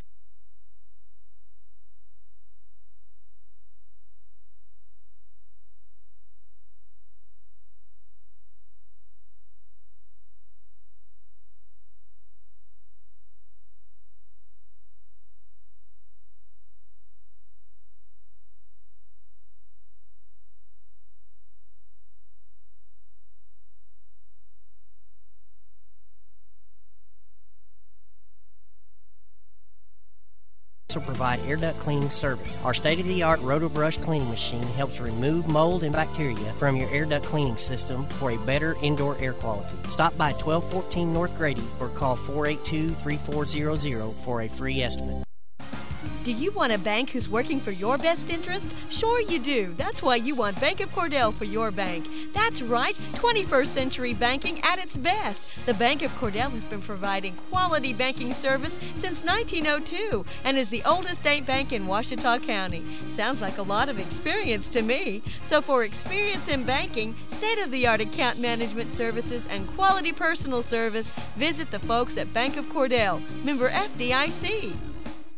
Where people come first. It's not just a slogan, it's how we do business. Bank of Western Oklahoma is as traditional as you know us to be, as strong and as stable as you trust us to be, and easy to work with as you need us to be. Come bank with us and experience the difference. 6 convenient locations in Cordell, Elk City, Weatherford, Gary, Visay, and Woodward. Bank of Western Oklahoma, where people really do come first. Member FDIC Equal Housing Lender.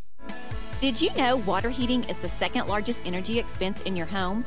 90% of the energy your washing machine uses goes to heating the water. Your clothes really don't get any cleaner if you wash them in hot water. In fact, the kind of laundry detergent you use is more of a factor than water temperature. So save up to $40 a year by washing in cold water. Low-flow shower heads are also a great way to save water, hot and cold. Replace your old shower head and you could save more than 40% of the water you use when you bathe. These energy-saving tips brought to you by CK Energy. Back at Western Oklahoma State College, as we get ready for, this is game, I guess, number 6 in the 8-game affair. What time is it? 6 o'clock? Is that what you got? 6 o'clock. Yeah, this was supposed to start at 5:40, so we're about 20 minutes behind as we get set for a matchup between the Cordell Blue Devils and the Snyder Cyclones. And we had our first upset of the tournament as the Cordell Lady Blue Devils surprising Navajo in a low-scoring affair. An impressive ball game. The Cordell Lady Blue Devils slowed down the game tremendously, and the Navajo Lady Indians just could not get started. No momentum, and the Cordell Lady Blue Devils were able to slide by and win a ball game. All right, we get ready for this one, and I find it hard to believe. And this is a guy that I know you know, Drayton Maddox, is now a senior. Unbelievable. Yes, sir. I played a lot of travel ball against him, so he's a very athletic player and can score in a hurry. Well, and I remember we went to Hobart to begin the season 4 years ago, and when we were doing Hobart basketball, your dad and I went up there, and he was a freshman, and your dad was talking about him there, and Maddox has not disappointed over the years. He has not. He's only continued to get better throughout his 4 years of play, and he definitely has taken the reins for the Cordell Blue Devils. We had a conversation with Derek Bull earlier this afternoon. Derek is the head coach for the Snyder Cyclones. He played high school basketball over at Altus, and I actually did his play-by-play when he was in high school. Wow, small world. Yeah, it is.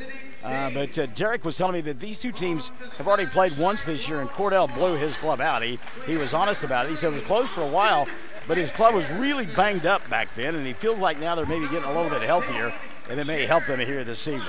Yeah, I think if the Cyclones are able to slow the game down a little bit, the Blue Devils love to run and gun, so if they can slow it down just like the Lady Blue Devils did the previous game, then I think this will be an interesting game. All right, Derek Bull will go with Austin McPherson, Jaron Foster, and Justice Moeller, Ethan Howell, and Kyle Flynn, the starting 5 for the Cyclones of Snyder. They are dressed in their road black uniforms with the orange numerals and the orange and white trim, and they'll matriculate on the left end on your listening and or viewing device. Well, we talked about Drayton Maddox. Maddox will get the start here tonight for Brandon Gallagher. He'll be joined by Carson Nickel. Also getting the start, Kobe Sulzer, Colby Rivera, and Paxton Schweitzer. So the Maddox, Nickel, and Sulzer, Rivera, and Schweitzer, the starting 5 for Cordell. Thing about Schweitzer that has always impressed me, and he's a senior, and we've watched him now for the last 3-4 years. Big-bodied kid, but he's got great footwork inside. Yeah, and he has great range as well. If he wants to take over a ball game, he will, and he will in a hurry. I've had the privilege of watching quite a few games, and whenever they've needed points, he's definitely came in clutch for them. We talked about Snyder the first time these two teams met. They had also made a fairly deep run into the football season and had some kids get hurt playing football. So they weren't as healthy as they are here tonight, Derek Bull tells me. We'll see if that makes a difference. As we're about ready to get this one underway, Rivera set the jump center with Austin McPherson, and the official said psych, and McPherson jumps too soon, and that'll be Cordell basketball. So tell me about that. When did we institute that rule that you jump too soon and it's a violation? I have no idea. I just figured once the ball goes up, it's fair game, but apparently it's not, so. Well, here comes Maddox and company, and you talk about it, boy. They love to get up and down the floor, does Cordell. Faking the three up top. Seltzer, he'll go to Maddox. Kicks right side. Good ball movement early on. Schweitzer cutting inside, getting the pass on the entry from Seltzer. Now he'll kick it out on the wing into Rivera. Shot doesn't go down, and McPherson going to go up and get the rebound for Snyder. A lot of good ball movement in that first possession, and if that's any indicator, then they should be well on offense tonight.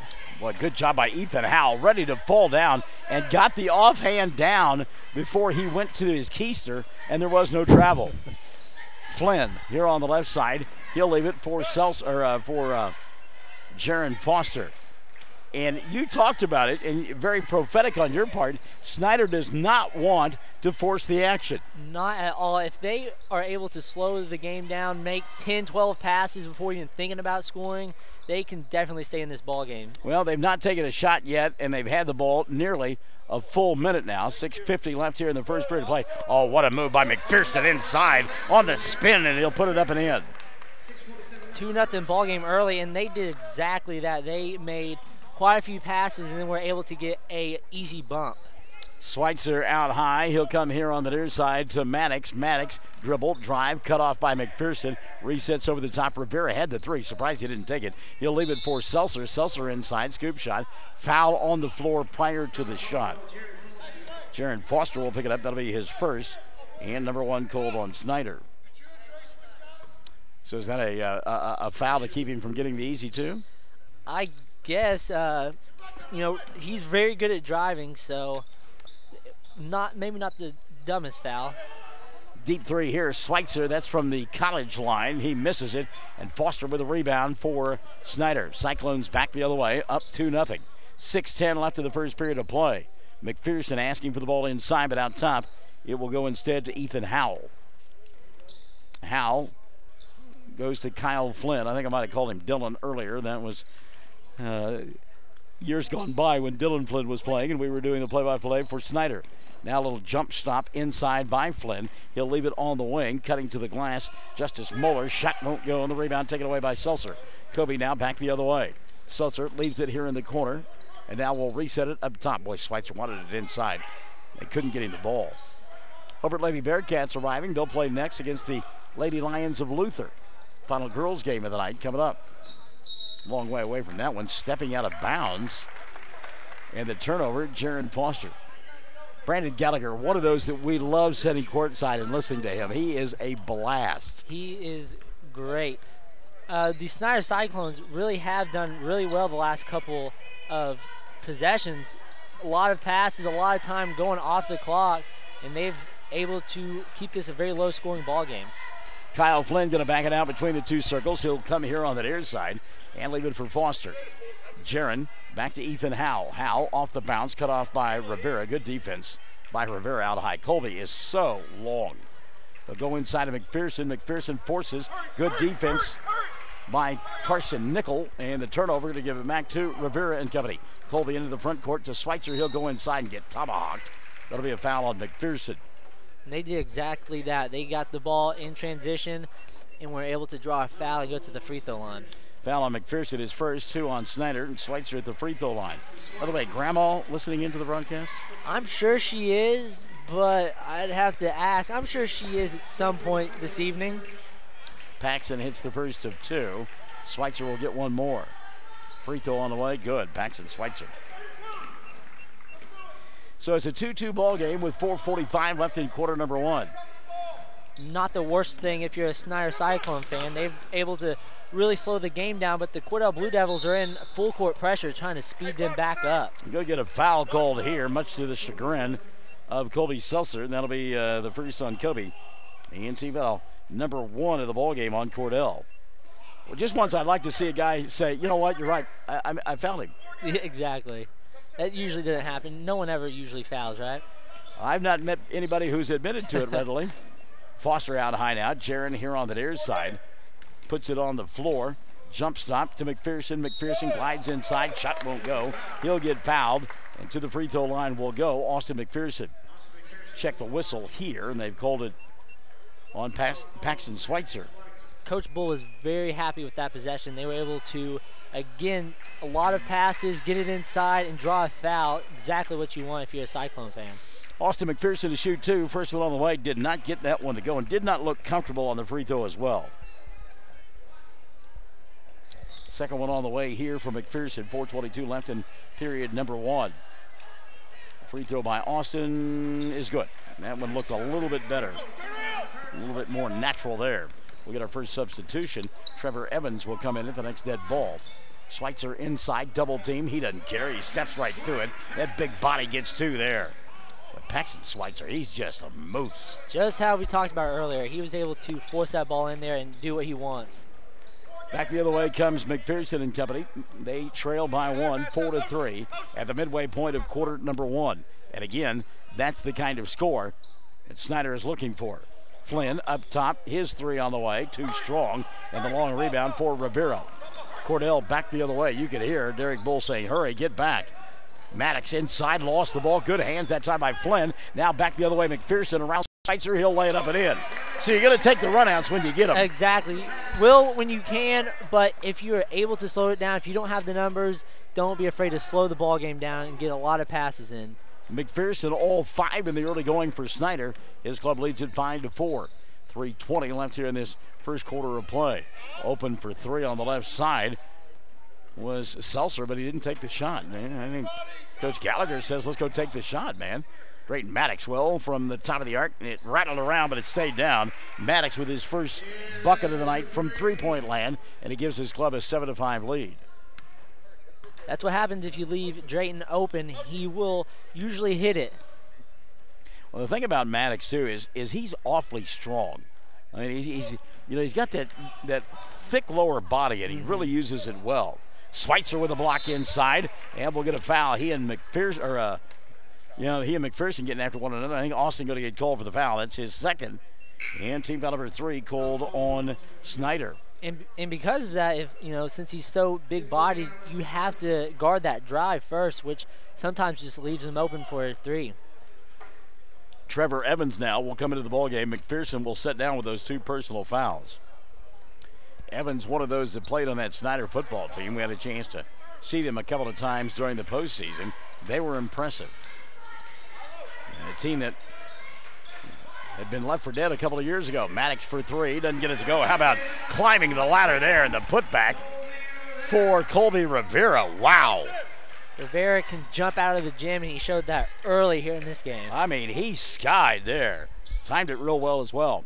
It's a 4-point lead now, 9-5. Here comes the ball out of bounds. Turnover, going to give it back to Cordell. Derek Bull, the frustration. He played for his dad. Now, you kind of worked for your dad here doing this radio stuff. He played basketball for his dad. I don't know if I could do that. I think we'd butt heads too much. Well, let me just tell you, Ricky and Derek did just that. I mean, it was, and I loved it. I mean, got a kick out of it. They were there for about 3 years, and I mean, and Derek will tell you everything he learned from his dad. 3 ball dialed up on the right side, won't go for Cordell as Seltzer was off the mark that time. And here come the Cyclones. Coming across the timeline, that's Foster. Foster, a little bit out of control. Now a 3 ball dialed up by Trevor Evans, doesn't go. Put back, comes up short for Flynn, but Kyle got fouled. He'll go to the line to shoot 2. And the Cyclones. Go ahead. My bad. The Cyclones played right into the hand of Cordell. They wanted him to get down the court and shoot as quick as possible, and they did just that. That foul was on Colby Rivera. That'll be his first. First free throw, no good for Jaron Foster. He will get 1 more. Flynn going to set down. We'll get a substitution now into the ball game. Jared Galvan. Second free throw. This one goes in for Foster. He's 1 of 2, and it's a 9-6 ball game. Minute 40 left in the first quarter of play. And there, boy, look at that strong move to the basket. Not finishing, though, was Colby Rivera. And the rebound going to be taken away by the Cyclones. And Derek Bull to our right telling his club to slow down. They wanted to get out and run, and he said no. If they can go to the end of the quarter with a 2 or 3 point deficit, I think they would take just that. Staying within striking distance. Minute 20 left here. Galvan between the two circles. He'll come up top now to Evans. Trevor stopping, popping, 15-footer, doesn't go. And Schweitzer uses that body to box out that time. No way Muller's going to get to that basketball. Quickly the other way comes Cordell, but give credit to Snyder. They closed and didn't give an easy shot to the Blue Devils, so they'll reset now on the baseline. Schweitzer up top. He'll go to Maddox. Maddox back to Schweitzer. That's a college three. Front of the iron doesn't go. Look at Rivera with those long arms trying to keep the rebound alive, and I believe they said he knocked it out of bounds. Good effort on Rivera's part trying to keep that possession alive with 50 seconds left here in this first quarter. Well, Colby can reach, though. I mean, that is... He's a long-armed kid. Is. Listen to you. He's a long-armed kid. You're 17. Come on. You're killing me. Hey, we're not supposed to tell people that on the air. Oh, that's right. I'm sorry. I'm giving away privileged information. 35 seconds left in the first quarter of play. 9-6 ball game. Jaron Foster out high now for the Cyclones. Hopping and asking for the ball. Ethan Howe, they'll get it to him. Now Galvan out top. I think Derek Bull has told his club to hold for one here. Waiting seconds of the first quarter of play. Jaron Foster out near the timeline. And we are down to 15 seconds left in quarter number 1. Bull says, if you're going to not come out and guard me, I'm going to go ahead and run clock. I don't blame him at all. Foster now from the free throw line. 15-footer, doesn't get it to go. Rebound going to be swept away by Seltzer. Seltzer coming across the timeline, trying to beat the clock. Seltzer, as the buzzer sounds, can't get it to go. And we've played 1. 9 on the board for Cordell, 6 for Snyder. Good one going on here. Classic hits, 97.7. Do you want a bank who's working for your best interest? Sure you do. That's why you want Bank of Cordell for your bank. That's right, 21st century banking at its best. The Bank of Cordell has been providing quality banking service since 1902 and is the oldest state bank in Ouachita County. Sounds like a lot of experience to me. So for experience in banking, state-of-the-art account management services, and quality personal service, visit the folks at Bank of Cordell, member FDIC. Where people come first. It's not just a slogan, it's how we do business. Bank of Western Oklahoma is as traditional as you know us to be, as strong and as stable as you trust us to be, and easy to work with as you need us to be. Come bank with us and experience the difference. 6 convenient locations in Cordell, Elk City, Weatherford, Gary, Visay, and Woodward. Bank of Western Oklahoma, where people really do come first. Member FDIC Equal Housing Lender. Well, how about this? I'm getting word from the Oklahoman. Paul George has been named a starter on the NBA All-Star team. The way he's played recently, I think he deserves it. So, okay, how about that? So Paul George starting the All-Star game. Speaking of the Thunder, they play tonight at home, entertaining the Pelicans of New Orleans, I believe, tonight, don't they? Anthony Davis and the Pelicans. The Unibrow. The Unibrow. All right, it'll be Snyder ball to begin the second period of play. They work on the left end of your listening device in their road black uniforms, orange numerals, and orange and white trim. And check the 5 on the floor. Jared Galvan out there. He is joined by Trevor Evans. Galvan gets the ball, double team, goes between the two circles to Ethan Howe. Also out on the floor will be Jaron Foster. Got it on the left side, open for 3, won't take it. And for the first time tonight, Jake Melton is coming to the ball game. There is a 3 that is fired up by Howe, no good. Rebound going to be collected by Cordell, and running across the timeline, Colby Seltzer gives up the basketball. Kobe inside to Schweitzer, spinning, shooting, comes up short. Rebound put back, won't go. And the ball loose, and finally going to be collected by Snyder. So the Cyclones, you said they need to be within a couple of points to stay in this one. Now they'll throw it away, and that's just miscommunication there between Foster and Evans. You know, I don't understand why more teams don't take advantage of not having a shot clock in high school. You know, if you know you can't run with the team, why not slow the ball game down and keep yourself within chance of winning? Well, some teams aren't disciplined enough, and some teams don't have the talent. I mean, I understand what you're saying. Schweitzer here on the near side. He'll go to Maddox for three. Drayton shot in front of the iron, doesn't get it to go. Sweeping in to collect the rebound will be Trevor Evans. 6:40 left here this first half of play. Jaron Foster coming across the timeline. He'll stop, leave it for Melton out on the left wing. I think he's got Melton in there. Big body Jake try to battle with Schweitzer. Three ball dialed up here, no good. Rebound going to be collected by Gage Kieser, who is coming to the ball game for the first time this evening. And Kieser will draw a blocking foul on Melton. And Jake got there way late. Yeah, way late. Nobody was guarding Gage Kieser, and he was able to drive, and he just slid over too late. Blocking call. Brady Reamer is coming to the ball game now for Coach Gallagher, as Maddox will sit down. 6:25 left here in the first half of play. 9-6 ball game. Diagonal pass caught up high by Seltzer. Now three ball Kieser. Gage's shot around the rim, doesn't go. And the rebound in traffic taken away by Jaron Foster. Well, both teams doing a good job of limiting single shots to the opposition. 2 minutes gone by here as we play in period number 2. It's a 9-6 ball game. That's where we were at the end of 1. Foster with a pull up from 10, doesn't draw the iron. I like Jaron doing that, but he didn't get square. He's kind of drifting as he shot that ball and didn't even draw any iron. That's not the shot you really want if you're a Snyder Cyclone fan. If you can get a bump or an open shot, and if you can't, more passes. Run that clock is what you're saying. Exactly, that's what I'm saying. Three ball going to be down up here. That's Seltzer for three, and Kobe got it to go. Kobe Seltzer with his first three. He's got 5, and the lead is 5, 11-6. 5:30 left in the first half of play. I like this. We got you on the mic. We got Tanner on the camera, and we got Mom back there keeping score. How good is that? Whole Fox family's in the building tonight. Well, I think what I need to do is give the old man the headset, and I'll go into the hospitality room. 5:10 left here in this first half of play. It's a 12-6 lead for Snyder, or rather for Cordell. Snyder looking for a bucket, and it's Melton at the left elbow, and a foul out high. Bodie Gallagher thought he had room there, but ran out of space and committed the personal foul. That'll be the first on Bodie, and team foul number 4 called on Cordell. Kyle Flynn going to come back into the ballgame now for Snyder. Also, Justice Moeller is checked back in. Jaron Foster coming in as well. Foster asking for the inbounds pass. He'll get it. 4:55 left in the first half of play. Melton and company looking for their first points of period number 2. Flynn at the right hash mark. That's a pass right into the hands of Kieser. Kieser in the other uniform. Kieser slows it down, comes near side to Gallagher. Now a three ball going to be launched right side, comes up short for Reimer. Loose basketball collected by Cordell, and they'll reset. Good hustle on the 50-50 ball that time by the Blue Devils.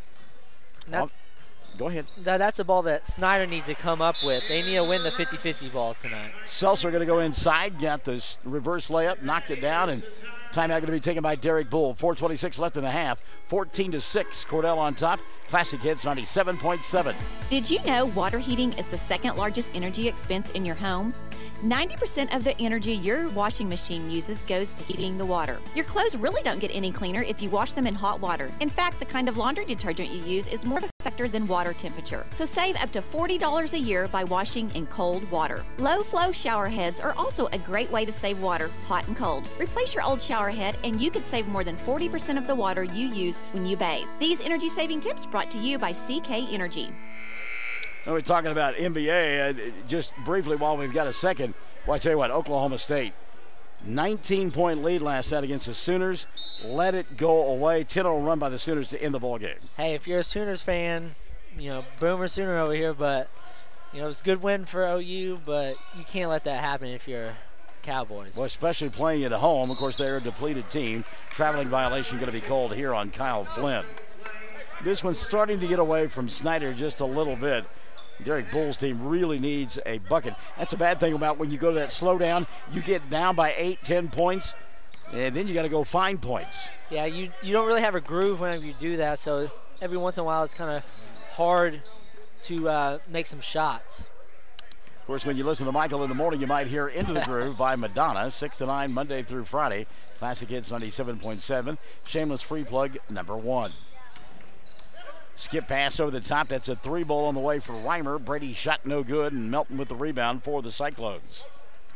Definitely not the first shameless plug of the night, maybe of the game, but... Yeah, of the game. I've been shamelessly plugging all day long. Even when you and Tanner were on the air, I was plugging away. Anybody who would listen.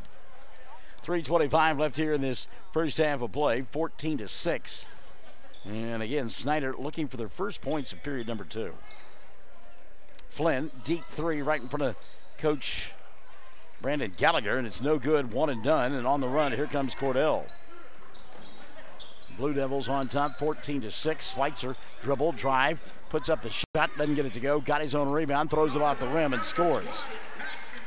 Paxton Schweitzer now with 6, and you talked about his quickness. He showed it right there. Back the other way, Jaron Foster. Foster out top, he'll go to Evans. Trevor shot no good, rebound Schweitzer. And now Cordell beginning to stretch it out just a little bit. They lead by 10, 16 to 6. Schweitzer wrap it around here on the near side and goes to Keister. Keep in mind, Drayton Maddox been on the bench for quite a while. Yeah, we haven't seen much of him this quarter for sure, and not sure what the reason behind that is, but... You're winning by 10. Why change what you got going on? Yes, so. Deep 3 by Keister doesn't go, but the rebound going to be taken away by Reimer, and a reset now for Cordell. Schweitzer looks at his feet. He's behind the arc. I'll take a 3. Shot won't go down. Ball tipped out of bounds, and it was lost by Cordell. Don't want to leave him open too many times. Usually he makes that shot, so. Well, Paxton going to come back, or rather, Maddox going to come back in. Also checking back in the ball game, Carson Nickel. And back on the floor now for Cordell as well, Colby Rivera. Substitutions for Coach Bull as well. Back into the contest, Austin McPherson. 3-ball dialed up left side, Ethan Howell. Shot won't go. McPherson rebound, put back at a foul. Count the bucket, and he'll go to the line for an old-fashioned 3-point play. And that's what you need to see. You need to see more of those on the block, really close shots. You've kind of noticed that they've taken a lot of threes here the last couple of possessions. They really need to, pass the ball more and get inside. Foul called on Schweitzer, his second. McPherson a chance at a 3-point play. He has got 7 of his club's 8 points. Free throw good. Look at that. So 8 now for McPherson. 16 to 9. Minute 50 left here in the first half of play. Cordell on top. That 3-point play helped out some. I'll look at Maddox on the baseline asking for the ball, but instead it's poked free. And McPherson will get it. We'll get a jump ball here. I'll go by the way of Cordell. Derek Bull wanted a timeout, didn't get it because nobody had possession. 1:43 left in the first half of play. Inbounds pass. Caught here on the near side. Reset out high now for Kobe Seltzer. Seltzer lost the ball, got it back. Gets a double team on the baseline to go around it. Bounce pass right by Colby Rivera, but they said it was touched on the way out of bounds by Austin McPherson. Tried to thread the needle right there and just wasn't able to squeeze it in there. Derek Bull went and got the ball and then walked about halfway to the referee and said, I'm not giving it to you. He just kind of bounced it out there. And then he mouthed, that's a terrible call. And it's kind of hard to see if anybody did touch it for Snyder. There's a 3 by Seltzer. Colby now with 10 in the ball game. And it's 19 to 9. Turnover going to give it back now to Cordell. I don't think doing that would get him a whole lot more calls. So no, you're right. 1:17 left in the first half of play. The winner of this one will come back and play in the championship half of the bracket tomorrow night at 8:20 against either Hollis or Mangum. Those two teams coming up a little bit later on. Meantime, the loser will play an elimination game at 3. Maddox 4-3, shot doesn't go, and a good rebound there. Slicing in was Snyder. McPherson into the front court. Austin, off-balance shot, didn't get it to go. That's good defense by Maddox. He made McPherson change the shot. Rebound going to be dug out by Ethan Howell, and a reset now for the Cyclones. Ethan behind the arc, tries to get around the defender, can't get it done. He'll go to McPherson. McPherson a mismatch inside. Shot won't go, but he'll get fouled and go to the line to shoot 2. And it'll be on Carson Nickel, the first on Nickel, and team foul number 6 called against Cordell. McPherson's had a very good first half, like you said. He has 8 of the team's 9 points, and he's hoping to close that gap.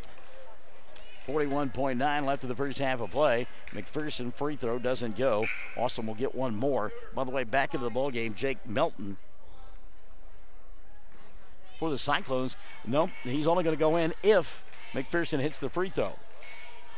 Second opportunity for Austin. Comes up short. He pulled the string. Didn't get his own rebound either. And so Cordell will come back the other way. Blue Devils on top, 19-9. 30 seconds left of the first half of play. And you get the idea that Coach Gallagher said, let's hold it for one. I think he's okay going into the second half up 10. It's relatively low scoring on both sides. You know, normally the Blue Devils score more than 19, but with the 10-point lead, I think he'll take it. Well, and if you're going to play 3 days in a row, I mean, you're going to conserve some energy where you can, exactly. Right? Okay. Oh, good anticipation there. Near steal across the way. Jaron Foster stepped in and tried to slap the ball free. He did, but he was standing on the baseline across the way when he did. Wow. And that might be his idea of not playing Maddox as much that second quarter, trying to save him. Maddox into the front court. He'll go to Keister for a deep three. Misses it, and the half will come to a close. But Coach Gallagher having a pointed conversation with Keister saying, you're supposed to go to the basket, not stop and try to shoot it from 35. So at the intermission, 19 on the board for Cordell, 9 for Snyder. It's a 10-point lead for the Cyclones. We're at the half, and this is the Tri-County Basketball Tournament brought to you by Great Plains Bank. Classic Hits 97.7. Clinic Pharmacy of Cordell, a hometown family-owned and operated business, providing super quick and friendly service to Cordell and surrounding communities. Small enough to know you, big enough to serve your every need. Stop by to meet Chris and the Clinic Pharmacy staff, where our family knows yours. At Corn Heritage Village, we're leading the way in patient care every day, every shift, all year round. We have rooms available right now for your loved ones. Care options include skilled nursing care, long-term care, Alzheimer's, dementia, and a whole lot more. We're a nonprofit facility since 1948. Experience the nonprofit difference. When you need us, we're here. Quality care from a staff that really does care. For more information, call Stephanie, 580-302-4554, 302-4554, Corn Heritage Village in Corn and Weatherford, communities of care. Folks, you can trust and depend on quality Whirlpool home appliances. And the best place to purchase Whirlpool is Cordell TV Appliance and Furniture in Cordell. They've got washers and dryers, refrigerators and ranges and dishwashers and so much more. The complete line of Whirlpool appliances. The best in the industry. And you'll get blue ribbon service from Cordell TV and Appliance and Furniture. We service everything we sell. Cordell TV Appliance and Furniture, 117 North Market in Cordell. Phone 580-832-5777. Do you move to the sidelines when stocks are predicted to drop? Are you waiting for some of today's uncertainties to be resolved before you invest? Hi, I'm Phil Cleaver, your Cordell area Edward Jones financial advisor. The problem with trying to time the market is you miss some of the best days in the market. The truth is, attempting to time the market has historically reduced investor returns rather than raised them. A good financial advisor can set up a consistent and smart investing strategy. Contact me today at 580-832-1106. Edward Jones, Making Sense of Investing, member SIPC. Well, for the second straight game, we've got a low-scoring affair. It's 19-9 at the intermission. It was 9-6 at the end of the first quarter of play, and then Cordell outscoring Snyder 10-3 in that second frame. That's where we are, 19-9 at the half. You know, the Snyder Cyclones did a really good job the first quarter slowing the ball game down, but like you said, whenever you do that, sometimes you just don't get in a rhythm, and that showed the second quarter whenever they only scored 3 points. Kobe Seltzer leading the way for Cordell. He's got 10 at the intermission. Paxton Schweitzer has got 6, and the other 3 for Drayton Maddox. Cordell 2 for 2 from the free throw line. Cordell on the night with not many foul problems. In fact, Paxton Schweitzer, the only player with more than 1 foul in that first half. That's a bit of a surprise. And, you know, whenever they get up and run like that, usually there's some fast break fouls, but I think they've been able to conserve a lot of energy and a lot of bodies whenever they slow the game down a little bit. Pretty quick to give you the scoring for Snyder. 8 points for Austin McPherson. The other point coming from Jaron Foster. wow. McPherson has done it all for the Snyder Cyclones, at least gave them a chance at some point in this ball game. All right, from the free throw line, Snyder just 3 of 7, and when you trail by 10, you got to have a better percentage than that. 19-9, Cordell on top. We're at the half. They lead over Snyder by 10 on Classic Hits, 97.7. When your doctor prescribes, get that prescription filled at Evetts Drug in Cordell. Professional, courteous service every time. And friends, you're more than just a customer to Jimmy Evetts and staff. You are a friend. Evetts Drug has a great selection of gift ideas, including many OU and OSU items, perfume and lots of fragrances, jewelry, and a whole lot more. Greeting cards, a great selection, and at the best price anywhere. Great folks to do business with. That would be Jimmy Evetts and staff at Evetts Drug in Cordell. Come see us.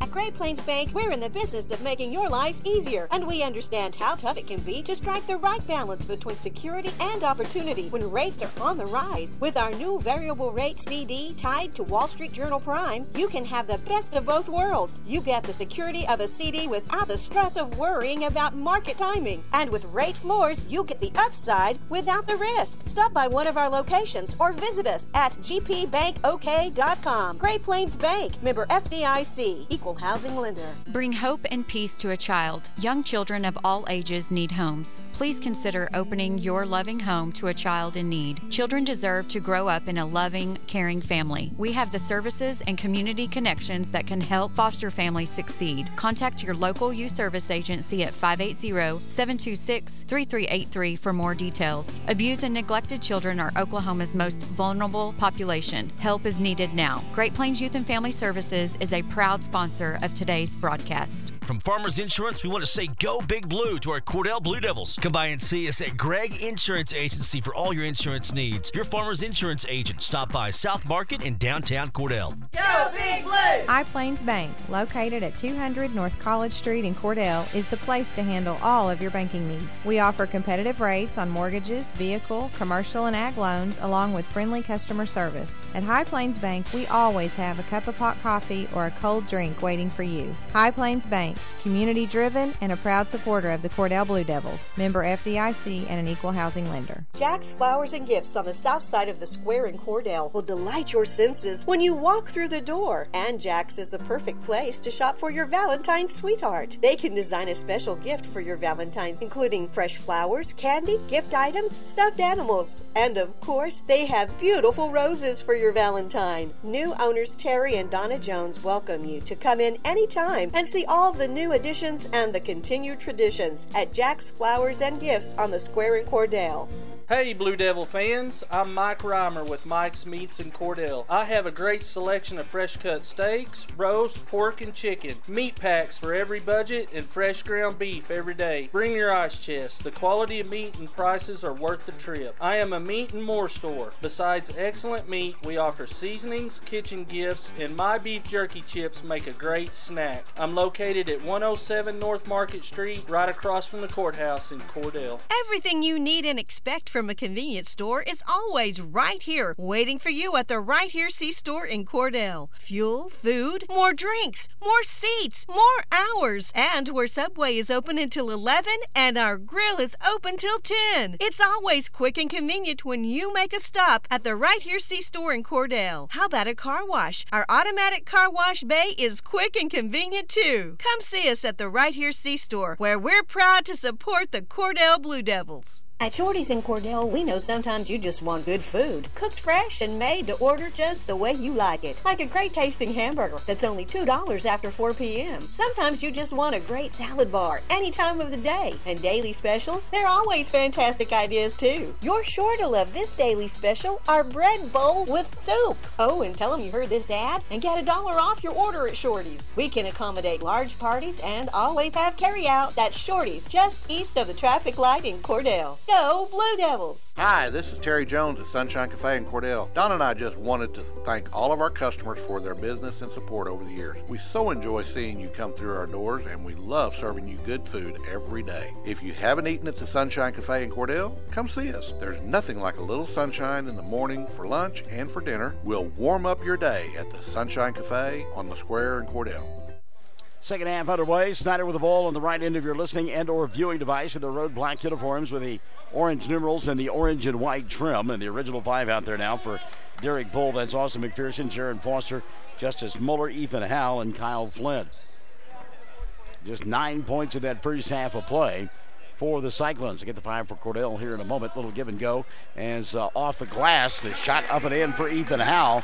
It's a nice little give and go run out high by Austin McPherson and Howell. Schweitzer fakes the 3. He'll put it on the deck. Now go back out top. That's Maddox. Deep 3 for Drayton. Front of the iron, doesn't get it to go. And the rebound swept away by the Cyclones. Boy, looking over the top that time was Foster. He wanted to go deep. Nobody was looking at him. McPherson now out on the wing, right side. Seltzer on the defensive end. He's out there with Schweitzer. We talked about Maddox, and there's a good steal by Kobe Seltzer. Maddox now into the front court. Drayton, little hesitation, kick left side, back out top to Paxson. He'll leave it on the corner, right side, Seltzer. Colby Rivera out there along with Carson Nickel. Nickel has it on the baseline, kicks it over the top and resets now to Rivera. Wow, look at that 3 by Schweitzer. You talk about range. Are you kidding me? Deep wow! 3. Deep 3. You know, he can pound it inside, but that's the problem. He can also shoot it outside, so. Guys that big are not supposed to be able to hit jump shots from 25 feet away. Yeah, that's not supposed to happen. No, it isn't. I mean, Paxson is just a load and knocking it down from distance. It's 22-11. 6:10 left here in this third quarter of play. Our final girls game of the night coming up next. Luther will do battle with the Hobart Lady Bearcats. As we've got one half of the semifinal bracket set for tomorrow on the girls' side, one half on the boys' side as well. As it'll be Luther and Hobart on the boys' side and Hollis and Mangum on the girls' side. Off balance shot there, boy. Flynn had a good look. Kyle couldn't get it to go down. And here comes Cordell back the other way. 5:40 left here in the third period of play. 22-11. 3-ball launched by Colby Rivera. Rivera's shot won't go. Climbing the ladder, getting the rebound here will be Justice Moeller. Moeller coming across the timeline. He wanted to give it up. And you can hear the Coach Bull yelling at him. He said, get it down the floor. Flynn on the baseline. Kyle gets turned back, resets out high. Moeller for 3. Justice's shot no good. Ball tipped on a late whistle now.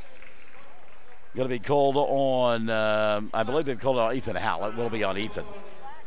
They're going to call your favorite foul the over-the-back call. Well, there is no such thing in the playbook, all right? It goes as a push. I've got officials that are friends that they're always saying to me, Michael, please tell the fans there is no such call as over the back. It's a push. 3-ball right side here, won't go. Swept away by Snyder's Jaron Foster. Foster's impressed me with his ability to go find balls in traffic and collect rebounds like he did there a moment ago. For such a little guy, he is very impressive on the boards. Great pass there, Ethan Howell. He went inside and got the pass from Moeller and knocked it down. And it was the other way around. The first 2 of the ball game instead put in by Justice Moeller. The give the go was the other way around. Howell to Moeller. 22-13, 4:25 left here, third quarter of play. Cordell trying to answer. And they'll go on the right side. Seltzer for 3. Kobe's shot doesn't go. Tried to draw the foul. Look at Schweitzer go get the rebound. Paxson going to fire a 3 now, and that one's halfway down. Won't go. Seltzer, nobody put a body on him. Got the rebound. They'll kick it back out now to Paxson. He'll kick it here on the left side, and an offensive foul going to be called on the big fellow. And that's 3 now on Paxson. And that's not somebody you want in foul trouble if you're a Cordell Blue Devil fan. Well, I thought you were going to say that's not somebody you want to stand in front of and take the that charge too. from either. That too. I would not stand in front of him to take a charge. You better have some onions if you're going to stand in front of that guy. That's what I'm going to tell you. Yeah, I'll pass. That or the ability as soon as he makes contact that you fall away. 4 minutes left here in period number 3, 22-13. Little baseline move here, and that's a sweet one by McPherson. Couldn't get the shot to go down, got his own rebound. Missed it a second at a time. Going to try a third, and it goes, and he gets fouled. How about Austin McPherson? A horse on the glass. That is exactly what you want if you're the Snyder Cyclones. Easy buckets, and then on defense, let Cordell Blue Devils shoot contested threes all night. Carson Nickel with the foul, his second of the second half on Cordell. And McPherson now, 10 of his club's 15 points. They are within 7, they being Snyder. Austin free throw on the way. Too strong. And climbing the ladder and grabbing that rebound. Look at the height on that by Keister. Gage into the front court, slowing it down. I'll tell you what, Keister has got some rockets in those legs. Keister and Rivera built just alike, and they both can jump out of the gym. Rivera had the ball slapped out of his hands. It'll still be Cordell basketball. Colby in there, along with the aforementioned Gage Keister. Pogo sticks for those guys. Seltzer here on the near side. He'll go to Rivera, and now reverse out high to Keister. Drayton Maddox. There's a steal by Flynn. Can he handle the ball? Does. Good job by Kyle. Now to a streaking Jaron Foster. Shot goes up, doesn't go. And an offensive foul going to be called on Foster, much to the chagrin of Coach Bull. I don't know. Do you think he slid over in time for that one? I've got to be honest with you. I couldn't see. The official was in my way. But I think that the collision was not as bad as what they thought it was. Inside, Seltzer's shot won't go. Rebound going to be taken away by Snyder. 3 minutes left here in the third. Baseball pass. What a catch by McPherson. He'll bobble it. Flynn there to pick it up. Put a fork in that thing. It's done! And now finally, Kyle will collect it. He's going to go inside, challenge and score. Kyle Flynn! And suddenly Snyder says, forget that slowdown stuff. We're going to attack the glass. 22-17, another dangerous cross-court pass. This time it's caught and now knocked out of bounds. Well, I tell you what, Jaron Foster nearly came up with another steal. He has been very good on the defensive end tonight. Lots of rebounds and lots of steals. 2:33 left in the third, and Coach Brandon Gallagher says, let's have a conversation. We're back after this on Classic Hits 97.7.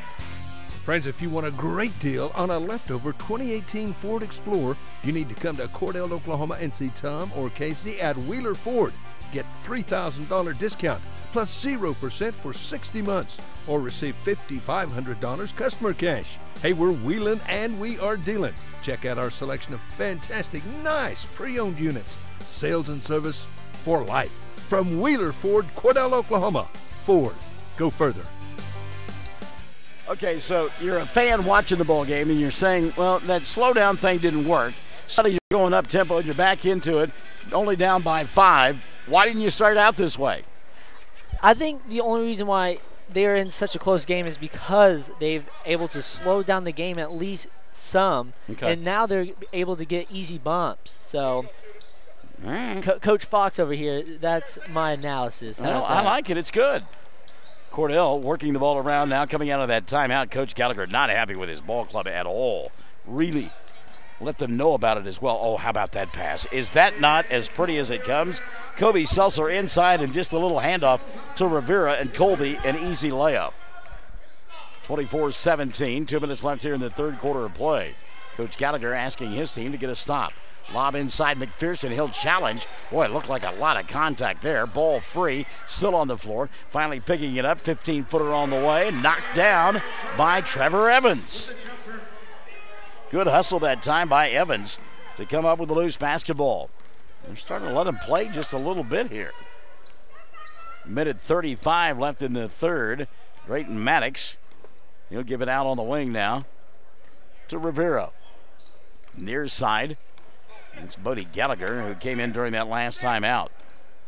Minute 20 left here in the third. Gallagher can't handle the pass. Tried to save it, threw it off the back of the backboard, and it will be Snyder basketball. 24-19, 1:18 left in the third. You might wonder where Paxton Schweitzer is. Well, he's on the bench. He's got foul problems. And that's not what you want if you're the Blue Devils. He can score in a hurry. And that's what they need right now, is an easy bucket to get back in a groove.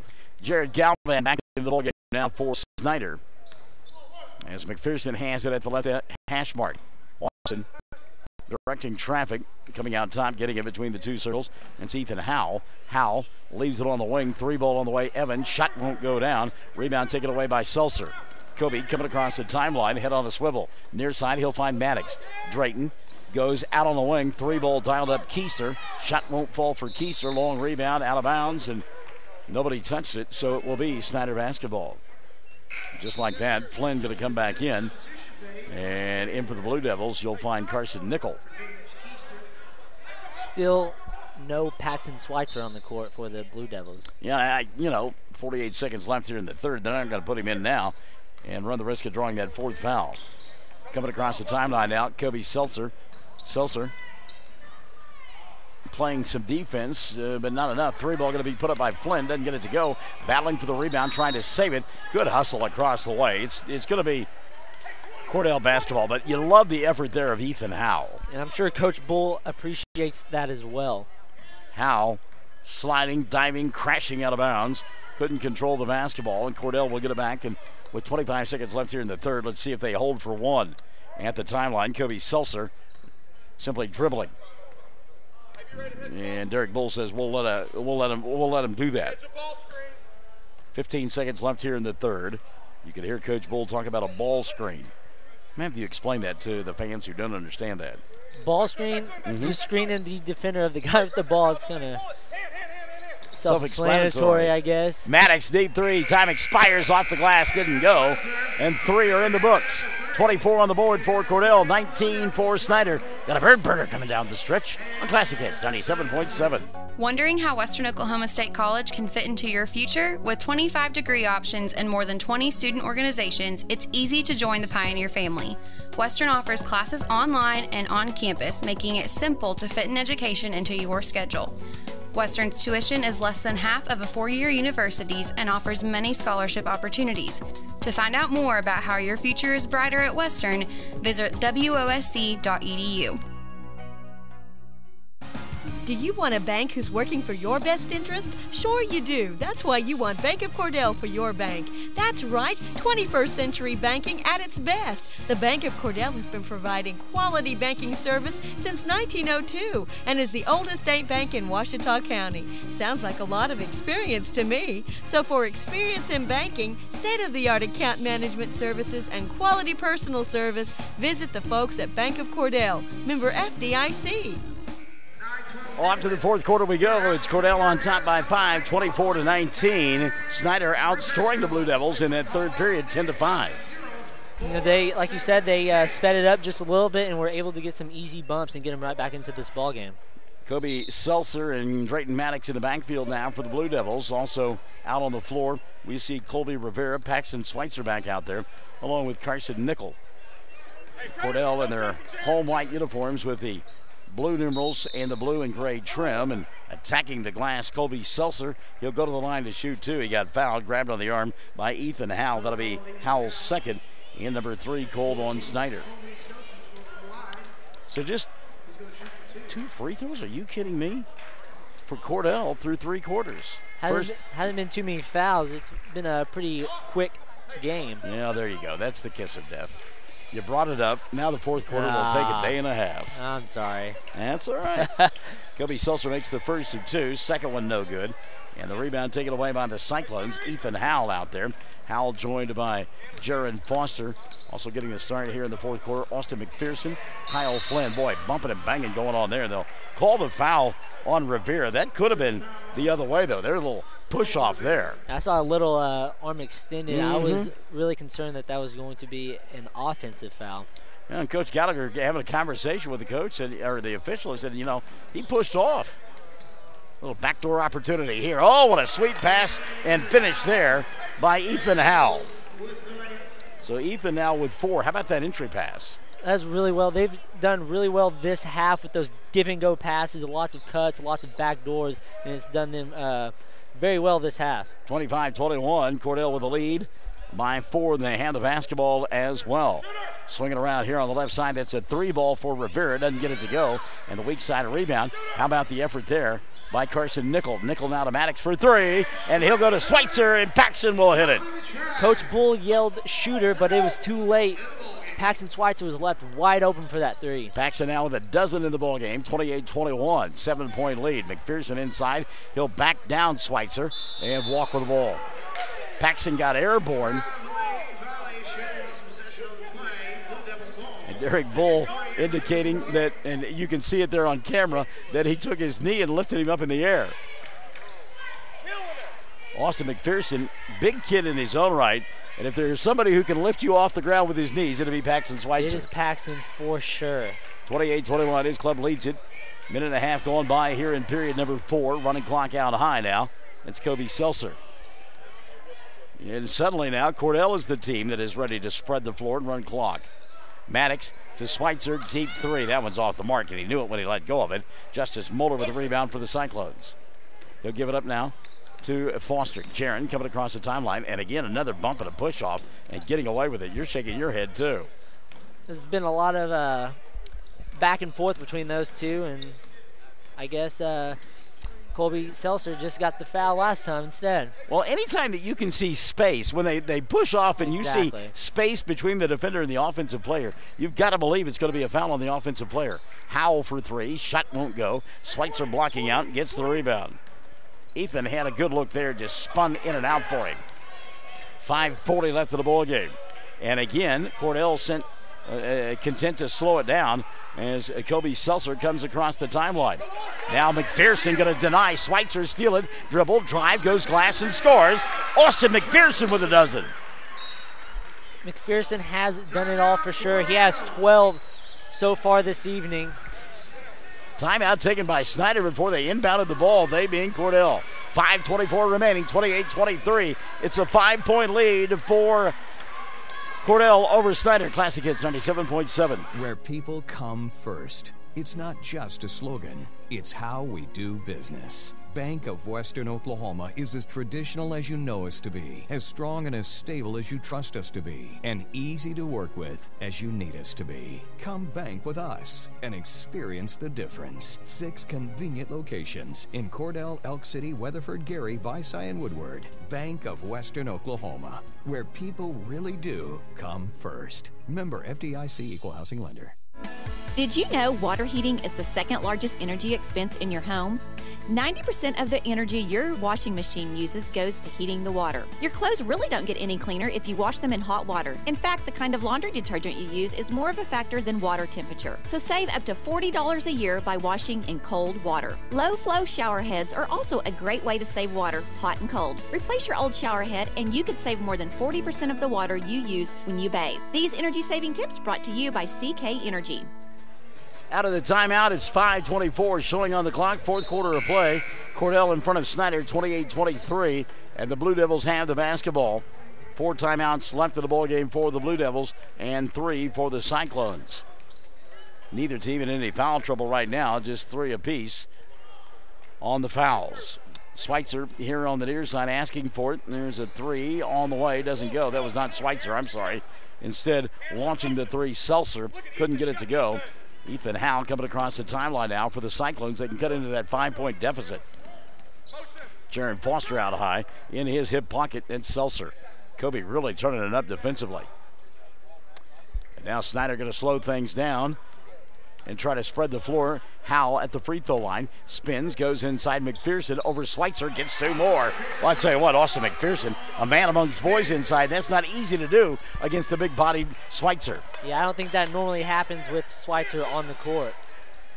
Well, keep in mind, Paxton is in a little bit of foul trouble. He's got to be careful with 3. 28-25, the lead is 3 for Cordell. They need a bucket right now. Seltzer to Schweitzer, 3, doesn't draw any iron. Ball going to go out of bounds. And now an opportunity for Snyder to get within 1 or tie with a 3.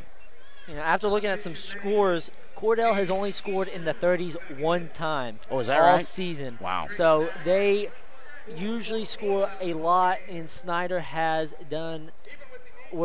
able to slow the game down a lot and keep them under 30 with 4 minutes left here in the fourth quarter. Well, while you've got to pull up, what was the score of the first game between these two? As Flynn goes inside, ball fake off the window, shot won't go, rebound kept alive, and it's up and in. Good effort that time on the glass by Moeller.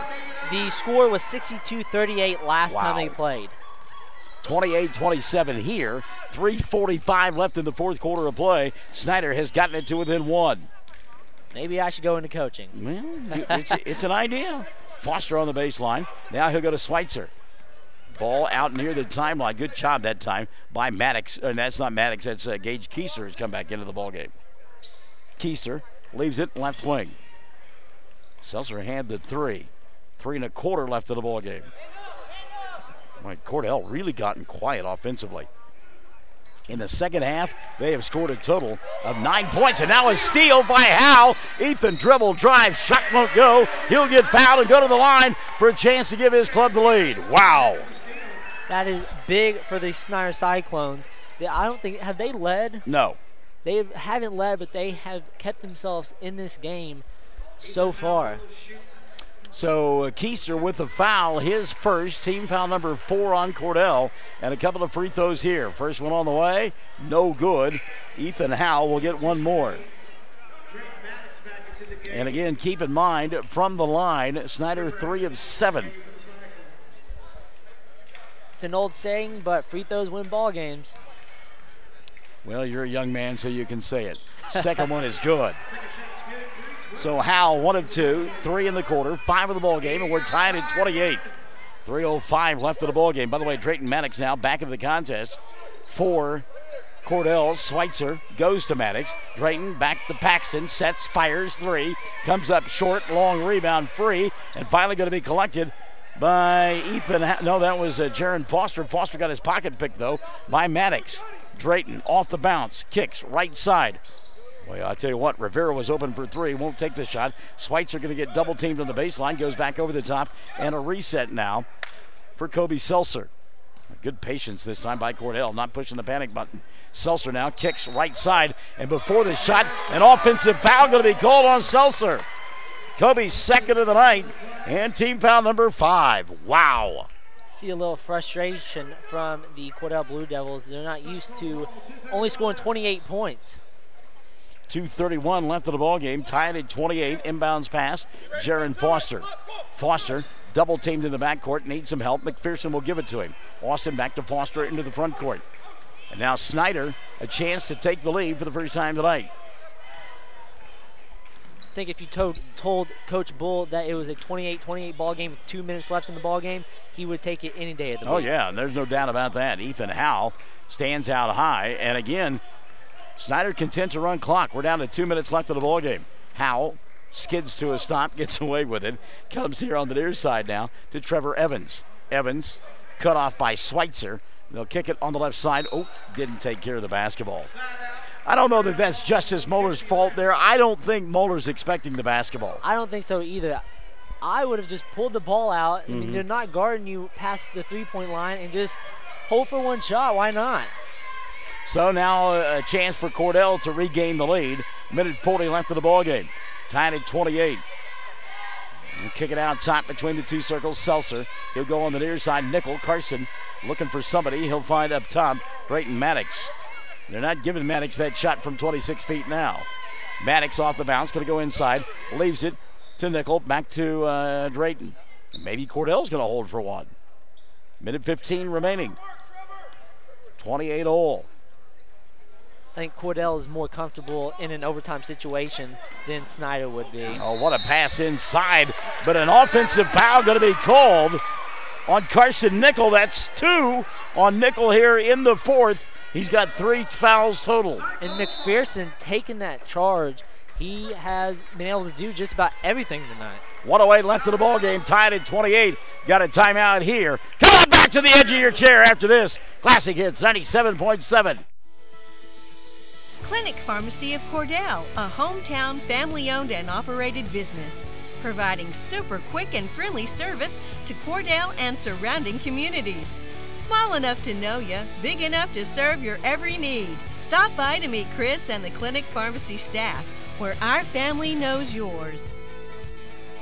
At Corn Heritage Village, we're leading the way in patient care every day, every shift, all year round. We have rooms available right now for your loved ones. Care options include skilled nursing care, long-term care, Alzheimer's, dementia, and a whole lot more. We're a nonprofit facility since 1948. Experience the nonprofit difference. When you need us, we're here. Quality care from a staff that really does care. For more information, call Stephanie, 580-302-4554, 302-4554, Corn Heritage Village in Corn and Weatherford, communities of care. All right, 1:08 left to the ball game, 28 all. Cordell and Snyder 16 fouls on the Blue Devils, so a 1-and-1 for the Cyclones on non-shooting fouls. They've only committed 3 fouls. 4 timeouts remaining for Cordell, just 2 on the board for the Cyclones. And they've got the basketball. 1:08 remaining, baseball pass over the top. That's going to go all the way out of bounds. Wow. It just wasn't there. Ethan Howe was not going to be able to catch up with that one. That's not a pass you want to force. Tied up with a minute left, and then you're going to give them the ball right back under their goal. And now they're saying the ball was not touched by anybody, so it comes back to Cordell's end of the floor. Ooh, that's even more critical. So the Blue Devils have it underneath their own window. 1:08 remaining, and they've got to take a timeout because they can't get the ball inbounds. How about that? 1:08 remaining, tied at 28.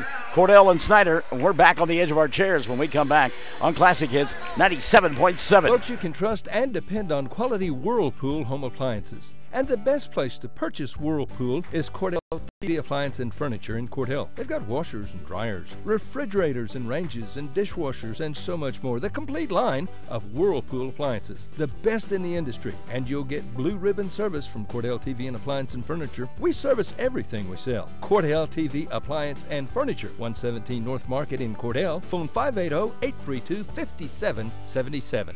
All right, here is your game reset now. 1:08 remaining, tied at 28. 3 timeouts for the Blue Devils, 2 for the Cyclones. 16 fouls on Cordell, 3 on the Cyclones, and the arrow points their way. Cordell has the basketball. I mean, do you start fouling now? You know, it wouldn't be a bad idea. Just make sure it's not someone like McPherson or someone who's had a big game. I mean, you have, what, you got 3 3 fouls to give, to give. Yeah. If it's a situation where someone beats you, don't be afraid to foul here. All right, down to 45 seconds left, and obviously Cordell going to run clock as long as they can and try to win it down the stretch. A little bit surprised by this, but Keister out near the timeline. Down to 30 seconds and running here in the ball game. Both teams seem all right with letting this go down to 1 shot. Maddox gets the ball from Schweitzer. Maddox at the timeline. 15 seconds left of the ball game. Well, now, oh boy, ball free. Man, my goodness. Great job by Paxson to go get it. I thought Austin McPherson going to steal the ball. Now we do have a steal. Maddox had it tipped into the backcourt. Schweitzer going to go over the top. Keister spinning, shooting, comes up short. Tip in by Schweitzer. It counts at the buzzer, and that's your ball game. Wow! Paxson Schweitzer with the volleyball tip. As time expires, 30-28. Cordell wins it. Holy cow. Wow. We talked about Paxson's big body all night, and it came up big with like 0.5 seconds left. Yeah. We talked about his footwork. He had to have some footwork there to get free, and the soft hands to tip it back in as time expired. 30-28, your final score. Cordell holds on and wins it over Snyder. We're back after this on Classic Hits 97.7. Do you move to the sidelines when stocks are predicted to drop? Are you waiting for some of today's uncertainties to be resolved before you invest? Hi, I'm Phil Cleaver, your Cordell area Edward Jones financial advisor. The problem with trying to time the market is you miss some of the best days in the market. The truth is, attempting to time the market has historically reduced investor returns rather than raised them. A good financial advisor can set up a consistent and smart investing strategy. Contact me today at 580-832-1106. Edward Jones, Making Sense of Investing, member SIPC. When your doctor prescribes, get that prescription filled at Evetts Drug in Cordell. Professional, courteous service every time. And friends, you're more than just a customer to Jimmy Evetts and staff. You are a friend. Evetts Drug has a great selection of gift ideas, including many OU and OSU items, perfume and lots of fragrances, jewelry, and a whole lot more. Greeting cards, a great selection, and at the best price anywhere. Great folks to do business with. That would be Jimmy Evetts and staff at Evetts Drug in Cordell. Come see us. At Great Plains Bank, we're in the business of making your life easier, and we understand how tough it can be to strike the right balance between security and opportunity when rates are on the rise. With our new variable rate CD tied to Wall Street Journal Prime, you can have the best of both worlds. You get the security of a CD without the stress of worrying about market timing. And with rate floors, you get the upside without the risk. Stop by one of our locations or visit us at gpbankok.com. Great Plains Bank, member FDIC, equal housing lender. Wow, Paxton Schweitzer with the 2 as time expires. His club wins it 30-28. 14 in the ball game for Paxton, 11 for Kobe Seltzer, 3 for Drayton Maddox, and 2 for Colby Rivera. That's it. Snyder Cyclones followed their game plan to a T, slowed the game down. That's the lowest Cordell Blue Devils have ever been held to all season. Their other lowest was 38, and that's the only 2 games that they've only scored in the 30s. On the other side of the ledger, 14 in the loss for Austin McPherson. What an effort by him. He scored half of his club's points. Ethan Howell had 5, 4 in the ball game for Justice Moeller, 2 apiece for Kyle Flynn and for Trevor Evans, 1 for Jaron Foster. Here is a glaring thing for Derek Bull's team, 4 of 9 for the free throw line. Free throws kill. If you can make free throws, they win that ball game. And like you said, McPherson had an amazing game. He was all over the books. You know, he took charges. He did what he needed to do to help his team stay in this ball game. It just came down to one shot, and they couldn't capitalize. Paxton Schweitzer, our WOSC player of the game. Stick and stay.